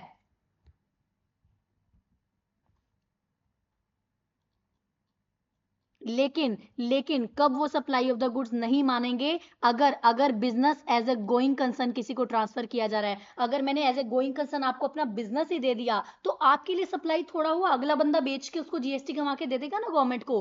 अगर मेरा बिजनेस ही बंद होने वाला है, जीएसटी खत्म होने वाला है, मैं आपको कुछ गुड्स उठा के दे रही हूँ, तो मतलब गवर्नमेंट को पैसा चाहिए, गवर्नमेंट को टैक्स चाहिए, तो मैंने आपको सप्लाई कर दी। लेकिन वहीं अगर मैं एज ए चलता बिजनेस किसी को दे रही हूँ तो ऑब्वियस सी बात है ना, वो बिजनेस आगे वो पर्सन सेल करेगा, उसको जीएसटी जीएसटी गवर्नमेंट को कमा के देगा। तो अगर as a business concern, going concern आप ट्रांसफर कर रहे हो किसी को तो भी नहीं माना जाएगा। अगर business is carried on by a personal representative मेरा बिजनेस चलाएगा जो कि टैक्सेबल पर्सन है, जो बाद में सप्लाई करके पैसा गवर्नमेंट को कमा के दे देगा, तो उसकी भी एक्सेप्शन है। अदरवाइज वो सप्लाई ऑफ द गुड्स मानी जाएगी, अदरवाइज वो सप्लाई ऑफ द गुड्स मानी जाएगी। 1 सेकेंड प्लीज।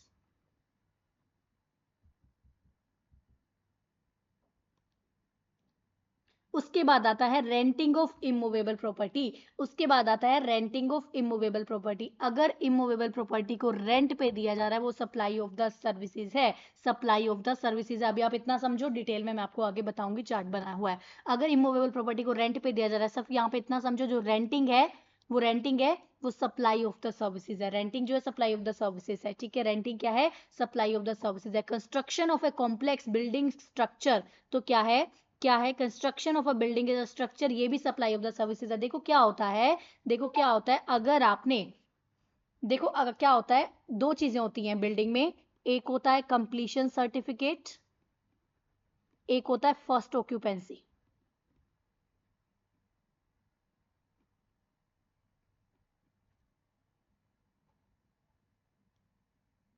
एक होता है कंप्लीशन सर्टिफिकेट, एक होता है फर्स्ट ऑक्यूपेंसी।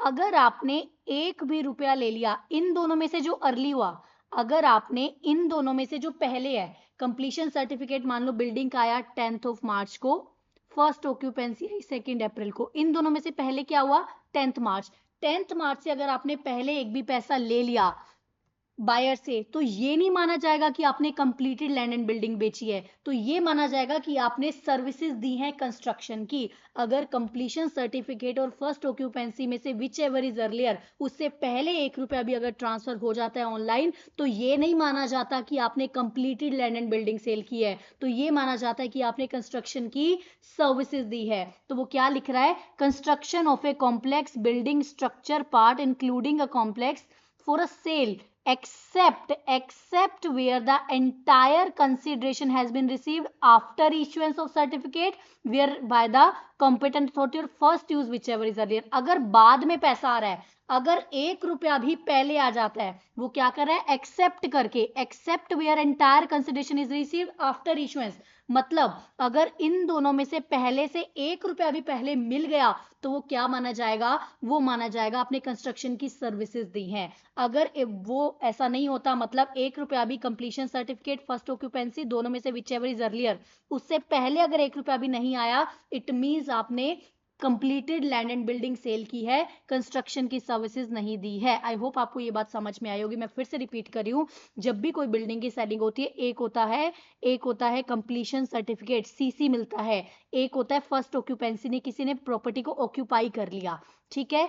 इन दोनों में से अर्ली, मान लो इन दोनों में से अर्ली कोई भी आइटम आ गई, इन दोनों में से अर्ली एक आइटम पकड़नी है, उससे पहले अगर 1 रुपया भी मिल जाता है, उससे पहले अगर 1 रुपया भी मिल जाता है, तो ये माना जाता है कि आपने कंस्ट्रक्शन की सर्विसेज किसी को दी है, आपने कंप्लीटेड लैंड एंड बिल्डिंग को सेल नहीं किया है। तो ये वही बात कर रहा है, अगर एक्सेप्ट जो बाद में मिलता है ना, अगर जो पैसा बाद में मिलता है, तो वो तो कंप्लीटेड लैंड एंड बिल्डिंग हो गया।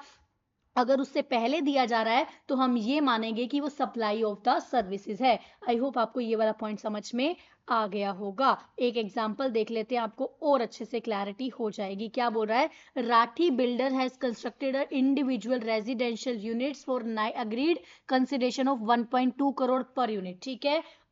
90 lakh per unit were received before the issuance of the completion certificate। 90 lakh तो आपको कंप्लीशन सर्टिफिकेट से पहले ही मिल गए थे, या फिर फर्स्ट ऑक्यूपेंसी, मतलब दोनों में से जो अर्ली था उससे बहुत पहले ही 90 लाख रुपीज मिल चुके थे। तो ऑब्वियस सी बात है, ये कंप्लीशन क्या रहेगा? ये कंस्ट्रक्शन की सर्विसेज दी गई है, यहाँ पे कंप्लीटेड लैंड एंड बिल्डिंग नहीं सेल की गई है। उसके बाद आर्किटेक्ट की सर्विसेज हो गई, इंजीनियरिंग की सर्विसेज, लाइसेंस की सर्विसेज, ये भी सप्लाई ऑफ द सर्विसेज है।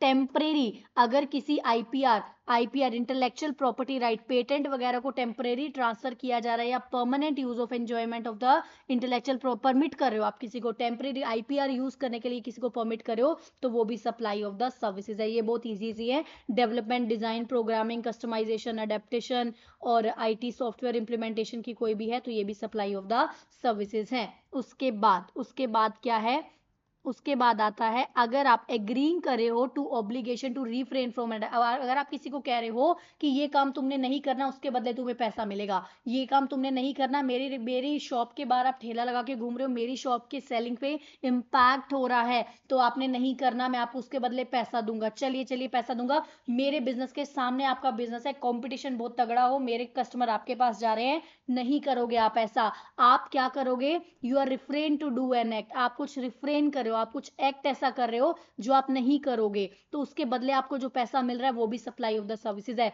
या फिर मैंने ठेले वाले को बोला ठीक है मेरी तुम आगे अड़ के खड़े हो, कस्टमर मेरी दुकान पे नहीं चढ़ रहा है तो मैं आप मुझे कुछ पैसा दो, तो मैं कुछ टॉलरेट कर रही हूँ, उसके बदले मुझे कुछ दिया जा रहा है, इट मींस मैं सप्लाई ऑफ द सर्विसेज कर रही हूँ। Cable operator, Sakharam has entered into a agreement with a cable operator.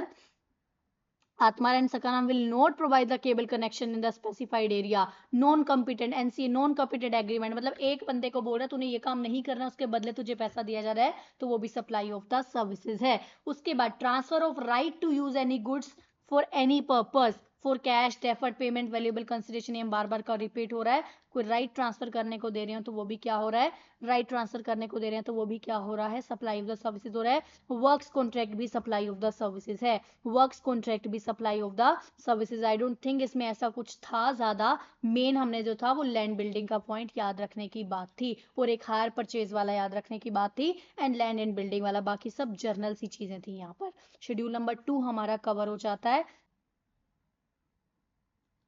अभी हम करने वाले हैं सीबीआईसी की क्लैरिफिकेशन टेनेंसी राइट के रिगार्डिंग, उसके टैक्सेबिलिटी क्या है। सबसे पहले आपको ये समझना होगा, देखो रेंट, सबसे पहले आपको ये समझना होगा रेंट एक अलग चीज है, टेनेंसी राइट एक अलग चीज है। अगर किसी प्रॉपर्टी को आपको रेंट पे लेना है तो उसको पगड़ी सिस्टम बोलते हैं। आपको उस जगह को बुक करने के लिए टेनेंसी राइट्स लेने पड़ते हैं, टेनेंसी राइट लेने पड़ते हैं, फिर आप टेनेंट बनोगे, फिर आप रेगुलरली रेंट दिया करोगे। तो यहाँ पर 2 पेमेंट होती हैं, एक होता है टेनेंसी राइट जो आप जगह को रेंट पे लेने के लिए आपका राइट आ गया, नेक्स्ट एक होता है रेंट जो आप रेगुलरली पे करते हो। यहाँ पे टेनेंसी राइट के रिगार्डिंग कुछ क्लैरिफिकेशन है। देखो रेंट है जो हम वो नेक्स्ट चैप्टर में समझेंगे आरसीएम वाले में और एग्जामिनेशन में हम क्लियर कट समझेंगे, बट अभी आप टेनेंसी राइट के रिगार्डिंग समझो क्या होता है। देखो क्या होता है, ओनर जो है, ओनर किसको देता है, ओनर देता है टेनेंट को रेंट पे, ओनर देता है टेनेंट को, टेनेंट आके सब टेनेंट को देता है। जब ओनर टेनेंट को दे रहा है टेनेंसी राइट, ओनर किसको दे रहा है, टेनेंट को टेनेंसी राइट दे रहा है और टेनेंट आगे सब टेनेंट को देता है। ऑब्वियस सी बात है टेनेंसी राइट के बदले वो क्या लेंगे, टेनेंसी प्रीमियम लेंगे, टेनेंसी प्रीमियम लेंगे तो टेनेंसी प्रीमियम लिया जाएगा। तो ऐसा कुछ चार्ट बना है, ओनर किसको देता है, टेनेंट को देता है टेनेंसी राइट, टेनेंट सब टेनेंट को देता है। ठीक है, ये है रेजिडेंशियल का केस, ये है रेजिडेंशियल प्रॉपर्टी का केस। तो क्या होता है, क्या बोला गया, ये बोला गया अगर क्या कर रहा है, टेनेंसी राइट दिए जा रहे हैं रेजिडेंशियल ड्वेलिंग के, टेनेंसी राइट दिए जा रहे हैं किसके, रेजिडेंशियल ड्वेलिंग के, for use as a residential dwelling. मतलब रेजिडेंशियल ड्वेलिंग के जो पहला ओनर टेनेंसी राइट दे रहा है टेनेंट को, that is exempted from GST. वहीं अगर कमर्शियल प्रॉपर्टी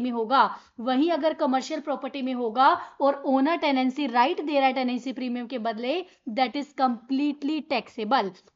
ध्यान रखना एक ही जगह एग्जाम्प्ट है, जब ओनर टेनेंट को दे रहा है फॉर द रेजिडेंशियल ड्वेलिंग के पर्पस से, टेनेंट आगे सब टेनेंट को दे रहा है, वो तो टैक्सेबल ही है, क्योंकि ऑब्वियस सी बात है वो एक बिजनेस है काइंड ऑफ, आप आगे से आगे ले लेके दूसरों को दे रहे हो, that is a kind of business only. तो लेकिन अगर जब ओनर टेनेंट को दे रहा है टेनेंसी राइट, वो क्या है, एग्जाम्प्ट है। लेकिन कई बार क्या होता है, ओनर को लगता है बहुत अच्छा रेंट मिल रहा है, वो कहता है इससे खाली कराना है मुझे, इसको मैंने 2 साल के लिए टेनेंसी राइट दिए बट मुझे तो खाली कराना है क्योंकि मुझे और बेटर मिल रहा है। वो टेनेंट को क्या करता है, टेनेंट को बोलता है ठीक है मैं तुम्हें कुछ कंसिडरेशन देता हूं, मैं तुम्हें कुछ कंसिडरेशन देता हूं, आप इस जगह को छोड़ दीजिए, मैं तुम्हें कुछ कंसिडरेशन देता हूं, आप इस जगह को छोड़ दीजिए। अगर क्या बोल रहा है, सर्विसेज दी जा रही हैं, अब यहां पर क्या होगा, टेनेंट क्या कर रहा है, सरेंडर कर रहा है। टेनेंट क्या कर रहा है, अपने टेनेंसी राइट को सरेंडर कर रहा है, उस पे जीएसटी लगेगा। That is not at all exempted. मैं आपको पढ़ के बता देती हूँ क्या लिखा हुआ है।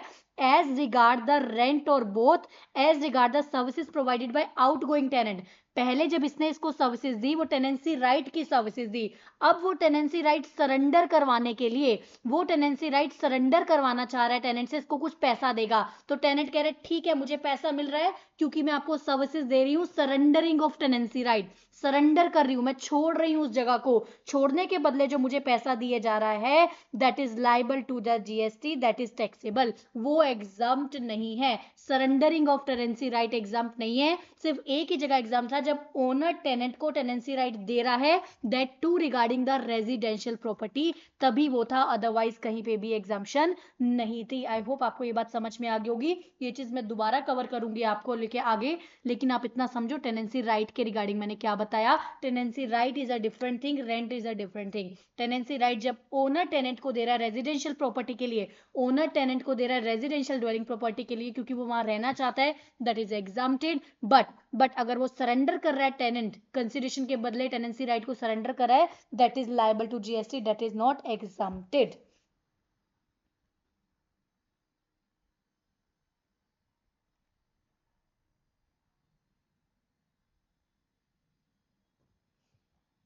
चलिए उसके बाद नेक्स्ट क्या है।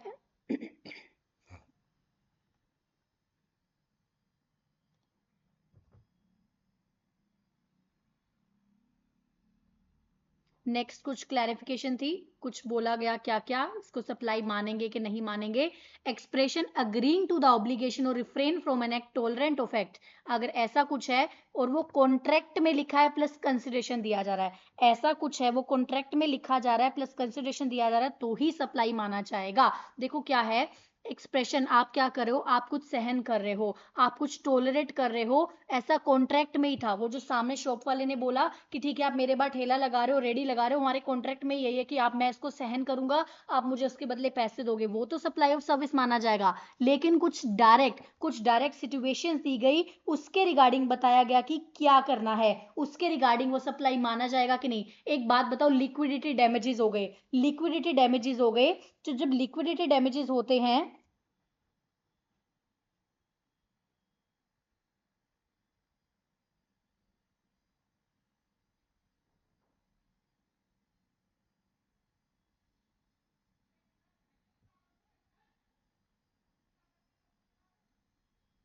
कि बहुत सारे एग्जाम्पल हैं, एक बार आप ये देख लीजिएगा, फिर भी मैं आपको बता देती हूँ। मान लो चेक डिसऑनर हो गया, मान लो चेक डिसऑनर हो गया, चेक डिसऑनर हो गया, क्या चेक डिसऑनर होने के बदले जो चार्जेस ले रहा है बैंक आपसे, क्या आपका पर्पज ही यही था, क्या बैंक का पर्पज यही था कि चेक डिसऑनर हो और मुझे पैसा मिले? क्या पर्पज उसका यही था कि चेक डिसऑनर हो और पैसा मिले, कुछ चार्जेस कटे? क्या वो चार्जेस जो हुए वो सप्लाई ऑफ द सर्विसेज होगी? नहीं, ये केस टू केस देखना पड़ेगा हमें। मान लो आपने कोई लॉ को क्या करा, आपने कोई लॉ का वायलेशन करा, उसके बदले आपको पेनल्टी पड़ रही है, क्या वो पहले से ही कॉन्ट्रैक्ट में था कि लॉ का वायलेट करेंगे फिर मजे से सप्लाई ऑफ द सर्विसेज होगी, चार्जेस आ जाएंगे? अरे इंटेंशन ऐसी नहीं थी। Same in the case of liquidity damages भी होता है, ऐसी कोई भी इंटेंशन नहीं थी। अब क्या हुआ, सैलरी को फॉरफिट किया गया। मान लो आपने क्या करा, आपने टाइम से पहले, आपका सैलरी का बॉन्ड था कि आप इतने टाइम की सर्विसेज दोगे, बट आपने क्या किया, पहले ही एग्रीमेंट मिनिमम पीरियड से पहले ही आपने क्या करा, सैलरी को, जॉब को छोड़ दिया, तो आपकी सैलरी फॉरफिट कर ली गई, आपको बॉन्ड देना पड़ा। क्या क्या क्या एम्प्लॉयर की इंटेंशन ये थी कि आप फटाफट से क्या करो, अपना जॉब छोड़ो, हम आपका बॉन्ड लेंगे और सैलरी फॉरफिट कर लेंगे? क्या उनकी इंटेंशन यही थी कि आप हमें सप्लाई सर्विसेज दोगे, हमें उसके बदले पैसा मिलेगा? अरे नहीं, उसकी इंटेंशन तो ये थी कि आप बैठ के अपनी जॉब पूरी करो। तो मतलब इंटेंशन क्या है, क्या ऐसा कॉन्ट्रैक्ट पहले हो रखा है, कंसिडरेशन ऐसा है? तो केस टू केस के बेसिस पे देखा गया कि ऐसे ऐसे केसेस में सप्लाई नहीं माना जाएगा भले ही पैसा मिल रहा हो, ऐसे ऐसे केसेस में सप्लाई नहीं माना जाएगा भले ही पैसा मिल रहा हो। लेट फी पेमेंट्स और चार्जेस, लेट फीस पेमेंट और चार्जेस के केस में तो पहले ही ऐसा था, अगर ऐसा होगा तो आपको पैसा देने पड़ेगा, ये पहले ही कॉन्ट्रैक्ट में होता है।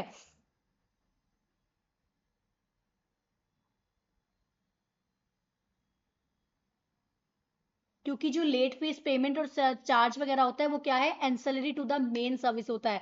आपको हमने बोला कि ठीक है आपने टाइम पे पेमेंट नहीं दी तो आपको एक्स्ट्रा पैसे लगेंगे, वो क्या है, कॉम्पोजिट सर्विसेज है, वो ऑलरेडी कॉन्ट्रैक्ट में होता है, कॉम्पोजिट सर्विसेज है, तो वो क्लब होकर क्या बन जाएगी, वो भी सप्लाई फिर बन जाती है। Fix charge of power, fix charge of power देखो क्या होता है, पहले क्या होता है, पहले इलेक्ट्रिसिटी का जो चार्ज है वो क्या है, एग्जाम्प्ट है। इलेक्ट्रिसिटी का चार्ज क्या है, वो क्या है, एग्जाम्प्ट होता है, दैट इज एग्जाम्प्टेड। एक बात बताओ, कई बार क्या होता है आपको मिनिमम इलेक्ट्रिसिटी का बिल भी आता है, मिनिमम इलेक्ट्रिसिटी का बिल भी आता है, बिल्कुल आता है। अब क्या ये मान लेंगे कि मिनिमम इलेक्ट्रिसिटी का बिल क्या है, वो है तो वो भी इलेक्ट्रिसिटी का चार्ज ही ना।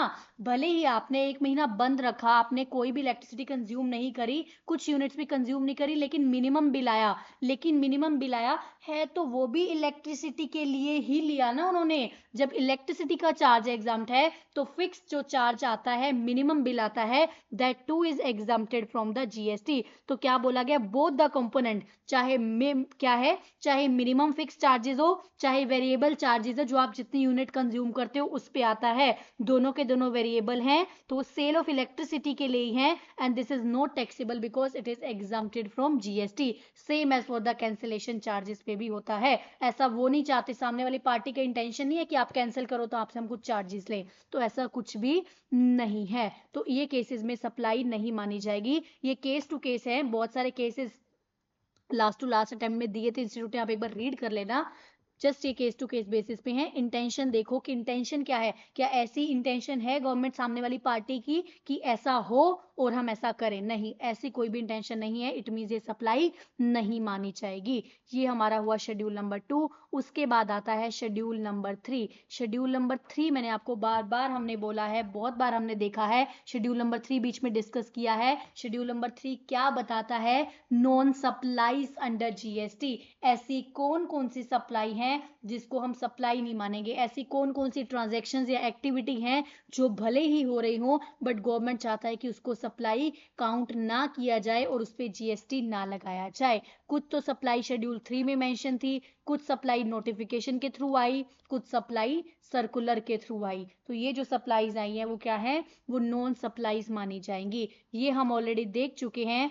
Services by an employee to employer, अगर एम्प्लॉय एम्प्लॉयर को in relation of course of employment कुछ दे रहा है, अगर एम्प्लॉय एम्प्लॉयर को इन कोर्स ऑफ एम्प्लॉयमेंट कुछ दे रहा है तो क्या है, एम्प्लॉय एम्प्लॉयर को इन कोर्स ऑफ एम्प्लॉयमेंट कुछ दे रहा है तो वो क्या है, शेड्यूल 3 में कवर है। इट मीन्स उस पर जीएसटी नहीं लगने वाला, क्योंकि वो सप्लाई ही नहीं बनेगी। देखो क्या बोल रहा है, a services provided by casual worker to employer who gives wages on daily basis are provided by the worker in course of the employment. चाहे वो डेली वेजेस पे ही काम क्यों ना कर रहा हो, वो भी इन कोर्स ऑफ एम्प्लॉयमेंट है, वो भी जीएसटी नहीं बनेगा।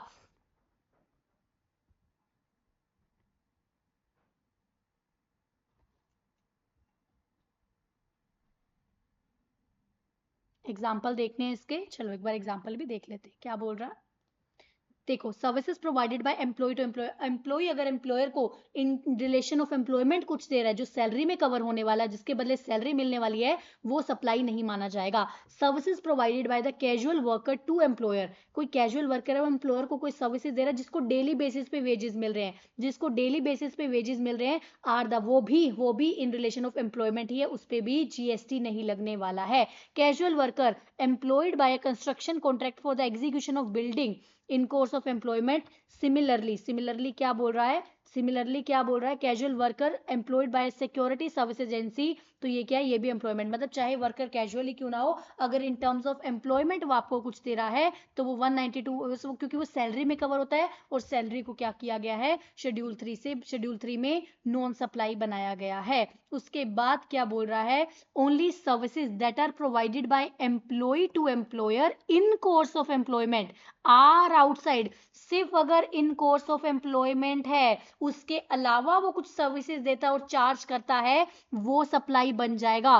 सिर्फ एम्प्लॉयमेंट के कॉन्ट्रैक्ट में जो लिखा है, चाहे वो परक्विजिट्स ही क्यों ना हो, हमने पहले डिस्कस किया, चाहे वो परक्विजिट्स ही क्यों ना हो, अगर इन टर्म्स ऑफ एम्प्लॉयमेंट वो उसको दे रहा है तभी वो जीएसटी में कवर नहीं होगा, अदरवाइज वो कवर हो जाएगा। However service provided outside the ambit of employment के अलावा वो उसको कुछ लेन देन कर रहे हैं, कुछ सेल परचेज कर रहे हैं, तो वो डेफिनेटली सप्लाई में कवर हो जाएगा। देख लो एक बार, क्योंकि वो principal to principal basis dealing होगी, वो एम्प्लॉयर एम्प्लॉय की डीलिंग नहीं होगी।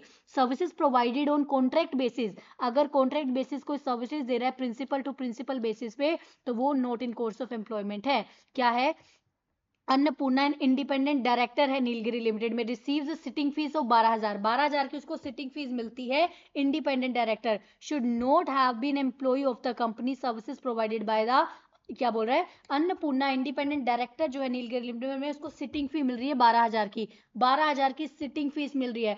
अरे सिटिंग फीस मिल रही है, इन टर्म्स ऑफ एम्प्लॉयमेंट नहीं है। अगर 192 के हिसाब से सैलरी मिलती है तभी वो इन टर्म्स ऑफ एम्प्लॉयमेंट है। लेकिन यहाँ पर इंडिपेंडेंट डायरेक्टर की बात हो रही है। इंडिपेंडेंट डायरेक्टर कंपनी का एम्प्लॉय नहीं होता, क्योंकि उसका रिलेशन एम्प्लॉयर एम्प्लॉय का है ही नहीं। वो क्या है? प्रिंसिपल टू प्रिंसिपल वाला रिलेशन है। Independent director is not an employee of the company, क्योंकि वो प्रिंसिपल टू प्रिंसिपल लेवल पे डील कर रहा है और उसको सिटिंग फी मिलती है, सैलरी नाम से कुछ पैसा नहीं मिलता, इसलिए वो कवर नहीं होगा शेड्यूल 3 में। उसके बाद services provided by the court और tribunal establish under any law, court और ट्रिब्यूनल कोई अगर सर्विसेज दे रहा है एस्टेब्लिश अंडर एनी लॉ, तो वो भी शेड्यूल 3 में कवर हो जाएगा। Liveability of GST on the,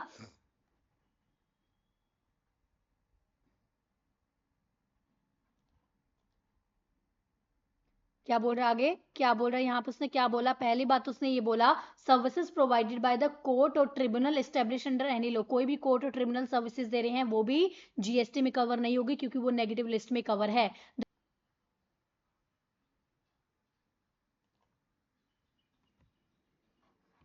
जैसे कि services provided by the court और ट्रिब्यूनल जो दे रहा है वो भी शेड्यूल 3 में कवर है, मतलब वो सप्लाई नहीं है। लेकिन यहाँ पे ध्यान रखना, यहाँ पे क्या बोला गया, जो भी फीस चार्ज कर रहा है, फीस कौन चार्ज कर रहा है?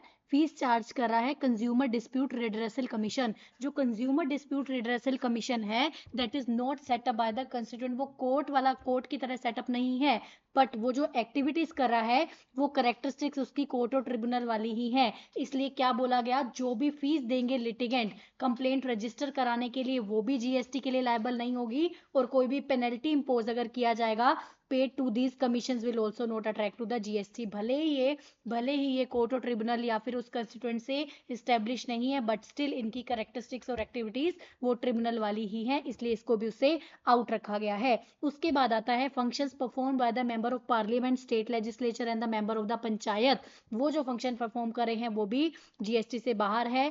Duty perform by any person, जो कि पोस्ट होल्ड करा है कॉन्स्टिट्यूशन में, तो उसको भी जीएसटी से बाहर रखा गया है। Duty perform by person as a chairperson और अ मेंबर और director in body establish by the, अगर कोई ऐसी बॉडी है जो स्टेट गवर्नमेंट या सेंट्रल गवर्नमेंट या लोकल अथॉरिटी ने एस्टेब्लिश की गई है और उसमें कोई चेयरपर्सन का एक्ट कर रहा है, who is not deemed to be as a employee before the commencement of this clause, जो कि एम्प्लॉय भी नहीं है, तो अल्टीमेटली वो भी चेयरपर्सन है, तो उसकी ड्यूटीज भी उससे बाहर रखी गई हैं। उसके बाद funeral, burial, crematorium, mortuary including the transportation of disease, अगर कोई डेड पर्सन को लेके, डेड बॉडी को लेके कोई भी एक्टिविटी हो रही है, चाहे funeral, burial, crematorium and the mortuary वगैरह, ये सब एक्टिविटीज को भी इससे बाहर रखा गया। Completed sale of land and building, ये भी हम ऑलरेडी पढ़ चुके हैं। Completed sale of land and building को भी जीएसटी से बाहर रखा गया। कंप्लीटेड का मतलब क्या था?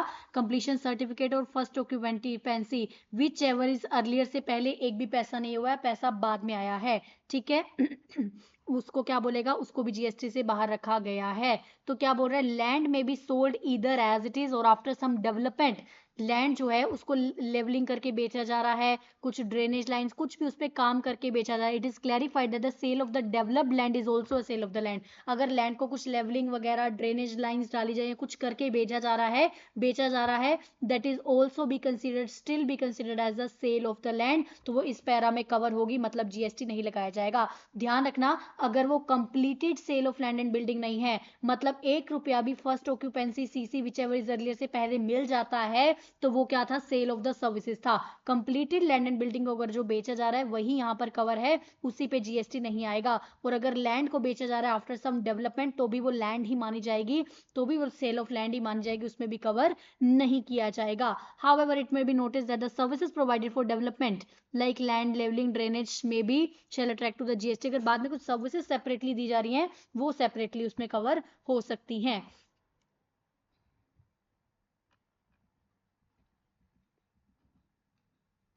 डेवलपर कुछ ऐसी सर्विसेज दे रहा है तो वो कवर होगी। डेवलपर जो सर्विसेज दे रहा है वो जीएसटी को ट्रैक कर सकती है, बट आप अगर उसको लैंड में करा कर के बेच रहे हो फर्दर, वो लैंड ही मानी जाएगी।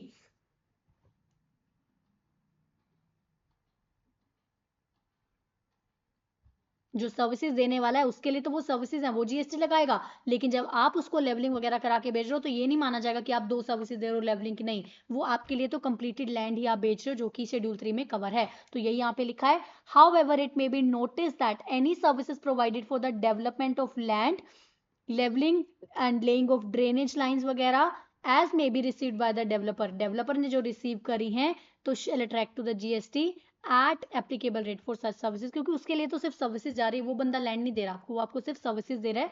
आप अगर आगे लैंड पे वो सब करा के बेच रहे हो तो आपके लिए still it is a selling of land ही माना जाएगा।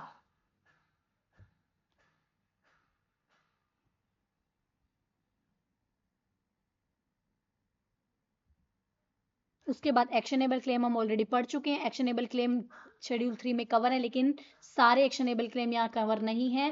पहले था लॉटरी बैटिंग गैम्बलिंग, अब उसमें क्या ऐड कर दिया गया, casino, online money gaming and horse racing को भी ऐड कर दिया गया है।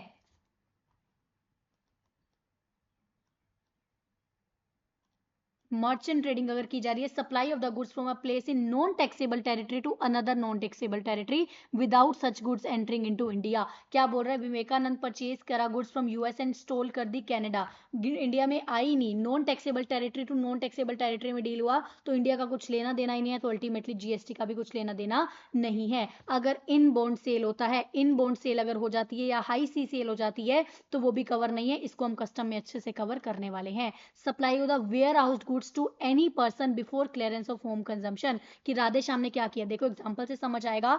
राधे श्याम ने क्या किया, इंपोर्ट किया कुछ गुड्स इन इंडिया, बट उसको कस्टम बॉन्डेड वेयर हाउस में रखा विदाउट क्लियरिंग, होम कंजम्पशन के लिए क्लियर नहीं करा। क्या होता है, जब आप गुड्स को इंपोर्ट करते हो तो आप वेयर हाउस में रख सकते हो, इन्होंने क्या करा, गुड्स को वेयर हाउस में रखा, इन द मीन टाइम उसी वेयर हाउस में पड़े पड़े इन्होंने क्या करा, गुड्स को बेच दिया। इन्होंने गुड्स को बेच दिया जब वेयर हाउस में पड़े थे, तो ये transaction between Radhe Shyam and Sitaram is neither supply of the goods nor supply of the services, क्योंकि इन बॉन्ड सेल होगी, वो वेयर हाउस में पड़े पड़े इन्होंने ट्रांसफर कर दिया, तो कुछ भी जीएसटी की बात ही नहीं आई। It is as good as की वो भी वहीं पड़ी है। हाई सी सेल अगर होती है, हाई सी सेल होती है, बाहर सेल हो जाती है without any person by the endorsements of document and title, अगर हाई सी सेल हो जाती है, बाहर ही सेल हो जाती है, समुद्रों में ही सेल हो जाती है, तो भी क्या माना जाता है, शेड्यूल 3 में कवर होगी, जीएसटी का कोई लेना देना नहीं है। एग्जाम्पल देख लेते हैं, person of India imported some goods from the Japan while goods were in the high seas, high seas में गुड्स थी तो उसने क्या करा, गुड्स को बेच दिया,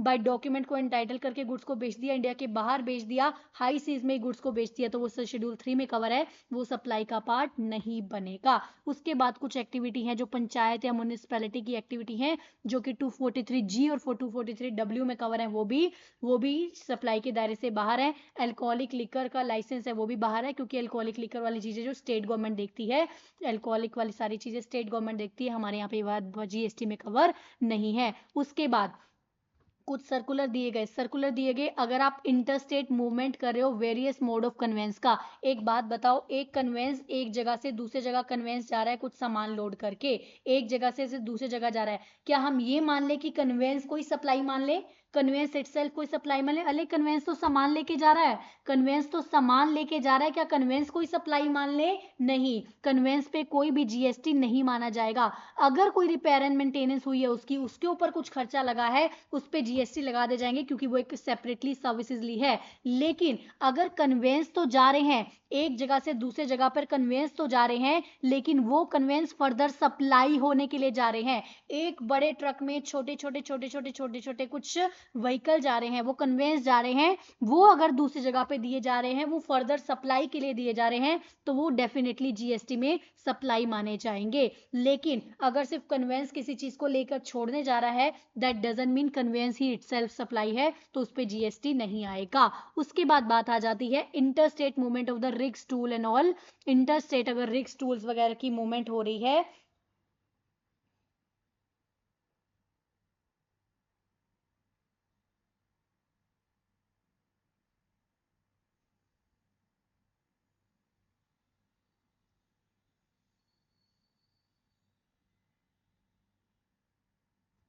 इंटरस्टेट मूवमेंट मतलब रिक्स टूल्स स्पेयर्स वगैरह जा रहे हैं, अगर स्पेयर्स वगैरह की सेलिंग ही हो रही है, अगर स्पेयर्स वगैरह की सेलिंग ही हो रही है, फर्दर सप्लाई के लिए आपको रिक्स टूल्स वगैरह भेज रहे हो, ठीक है, तो वो सप्लाई माना जाएगा। अदरवाइज रिक्स टूल्स वगैरह जो साथ में सपोर्टिव के लिए जा रहे हैं तो उसको सप्लाई नहीं माना जाएगा। क्या लिखा गया है यहाँ पे, शेल क्या लिखा गया, मैं आपको लाइन भी एग्जैक्ट पढ़ के बताती हूँ। Interstate movement shall be treated neither as supply of the goods nor as supply of the services. तो क्या हो जाएगा, कोई भी इस पे टैक्स नहीं लगेगा। लेकिन अगर वही रिक्स टूल्स वगैरह फर्दर सप्लाई के लिए जा रहे हैं, रिक्स टूल्स की ही सेलिंग हो रही है, तो अल्टीमेटली फिर तो वो जीएसटी में कवर हो जाएगा, फिर तो वो जीएसटी में कवर हो जाएगा। यहाँ पर हमारा कंप्लीट होता है सेक्शन नंबर 7, सारी चीजें हमारी कंप्लीट हो जाती है सेक्शन नंबर 7 की। आई होप आपको ये चीजें समझ में आ गई होंगी। उसके बाद आता है सेक्शन नंबर 8। सेक्शन नंबर 8 बात करता है कंपोजिट या मिक्स्ड सप्लाई की। फटाफट से इसको भी देख लेते हैं।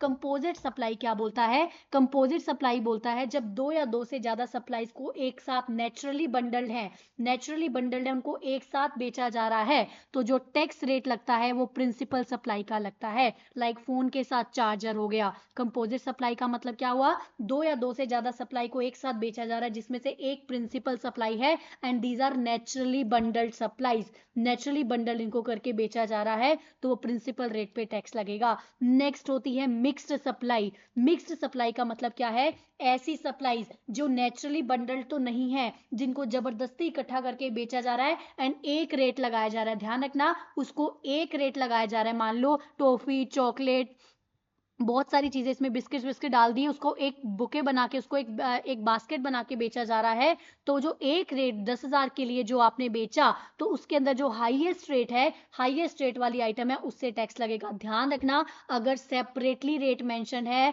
तो ये मिक्स सप्लाई में कवर नहीं होगा। अगर एक ही रेट के लिए बेचा जा रहा है, एक ही रेट के लिए बेचा जा रहा है, तभी उस पर हाईएस्ट रेट लगेगा, तभी उस पर हाईएस्ट रेट लगने वाला है। अदरवाइज रिस्पेक्टिव रेट्स लगेंगे, अदरवाइज रिस्पेक्टिव रेट्स यहां पर लग जाएंगे।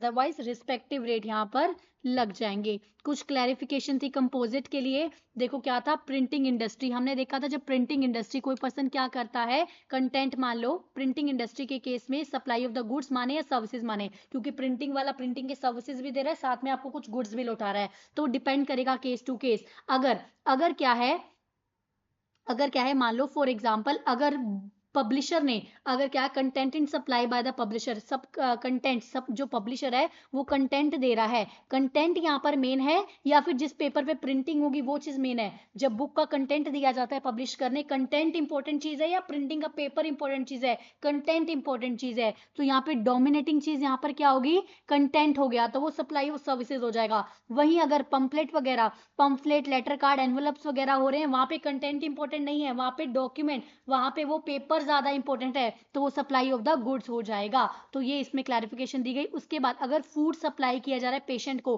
पेशेंट को अगर दिया जा रहा है, तो ऑब्वियस सी बात है कंपोजिट सप्लाई है वो हेल्थ केयर के साथ कवर हो जाएगी, है नॉट टैक्सेबल, क्योंकि हम पढ़ेंगे हेल्थ केयर की सर्विसेज एग्जाम्प्ट होती हैं। लेकिन वहीं अगर कोई पर्सन कंपनी कर रहा है पेशेंट के साथ, पेशेंट के साथ कोई पर्सन कंपनी कर रहा है, वो वहां पर कुछ फूड्स की सर्विसेज लेता है, खाना खुना कुछ खाता है, अटेंडेंट वगैरह जो लोग होते हैं, उनकी सर्विसेज टैक्सेबल है, क्योंकि उनको सेपरेटली फूड की सर्विसेज दी जा रही है। उसके बाद आता है बस बॉडी बिल्डिंग। अगर बस बॉडी बिल्डिंग की जा रही है, देखो क्या होता है, बस बॉडी बिल्डिंग भी एक कंपोजिट सर्विसेज है, ठीक है।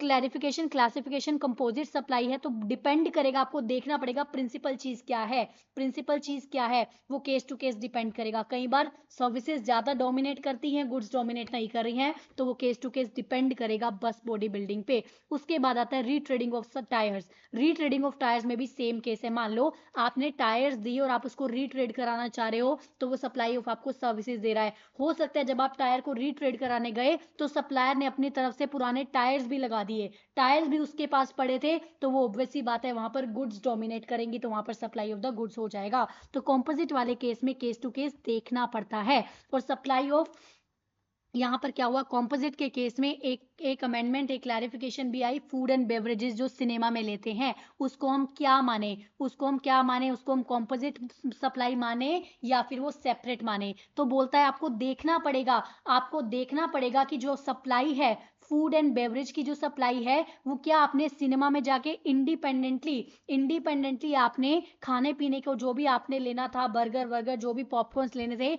वो आपने इंडिपेंडेंट सप्लाई ली है। तो वो अगर आपने इंडिपेंडेंट सप्लाई अंदर जाकर ली है तो रेस्टोरेंट की सर्विसेज माना जाएगा, वो कंपोजिट नहीं माना जाएगा। वहीं अगर आपने टिकट बुक करते करते साथ में खाना पीना सब बुक कर दिया, टिकट बुक करते करते क्लब कर दिया सब कुछ, that would be considered as the composite supply. तो यहाँ पर सारे ही केस में कॉम्पोजिट ट्रीट नहीं होगा। तो आपको देखना पड़ेगा, अगर आपने इंडिपेंडेंटली आपने एग्जीबिशन की सर्विसेज ली, इंडिपेंडेंटली आपने खाना बुक कराया वहां जाकर, तो वो एक सेपरेटली रेस्टोरेंट की सर्विस मानी जाएगी। बट वहीं अगर आपने टिकट के साथ क्लब करवा दी चीजें, टिकट के साथ खाना पीना क्लब करवा दिया, तो वो मेन आपका काम था सिनेमा में जाना देखना मूवी, तो वो उसके साथ क्लब होगी, तो वो क्या बन गई, कंपोजिट सप्लाई बन जाएगी। तो वो कंपोजिट सप्लाई बन जाएगी। उसके बाद एक क्लैरिफिकेशन और थी कि क्या क्या जो शेयर होल्डिंग कंपनी जो सब्सिडरी कंपनी में शेयर हेल्ड कर रही है उसका क्या करेंगे, क्या वो सप्लाई ऑफ द सर्विसेज दे रही है इसलिए हम माने। वो क्या बोलता है, जो भी शेयर होल्डिंग कंपनी ने सब्सिडरी कंट्री में हेल्ड किए हैं वो ये नहीं मान सकते कि सप्लाई ऑफ द सर्विसेज हम आपको दे रहे हैं, उसके बदले जो भी चीजें हैं वो ये माना जाता है कि वो सिक्योरिटीज हैं। वो क्या है, सिक्योरिटीज हैं। शेयर्स क्या है, सिक्योरिटीज हैं, तो जीएसटी का पार्ट नहीं बनेगी। तो क्या बोला गया, activities of holding of shares of subsidiary company by the holding company cannot be treated as a supply of the services उसको नहीं माना जाएगा। वो क्या है, सिक्योरिटीज हैं, और सिक्योरिटी जीएसटी के दायरे से बाहर हो जाती हैं। सिक्योरिटी जीएसटी के दायरे से बाहर हो जाती हैं। लेट मी चेक, कुछ रह गया तो वो भी मैं आपको क्लियर करा देती हूँ, otherwise we are good to go with this chapter.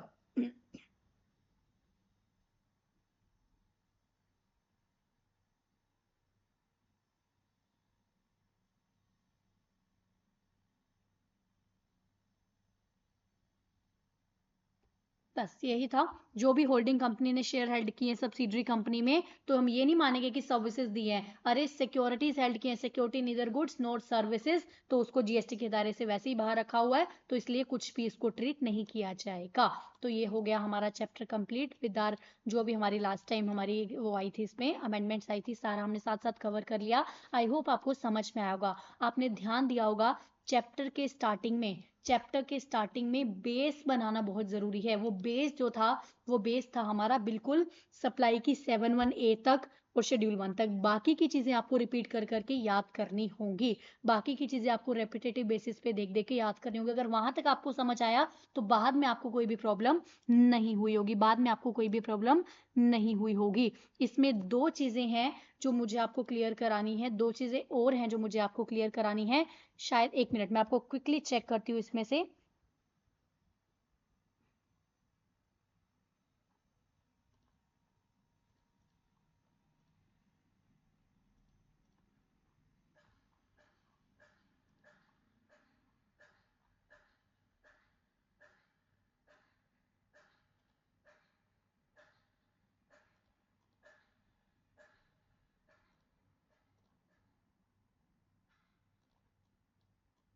Yes, इसको भी स्टार मार्क करना, ये भी अच्छे से करना। हाँ, बस एक चीज मुझे आपको बतानी थी, जो भी उसके बदले रॉयल्टी या फीस वगैरह, लाइसेंस फीस वगैरह होती है, वो टैक्सेबल है।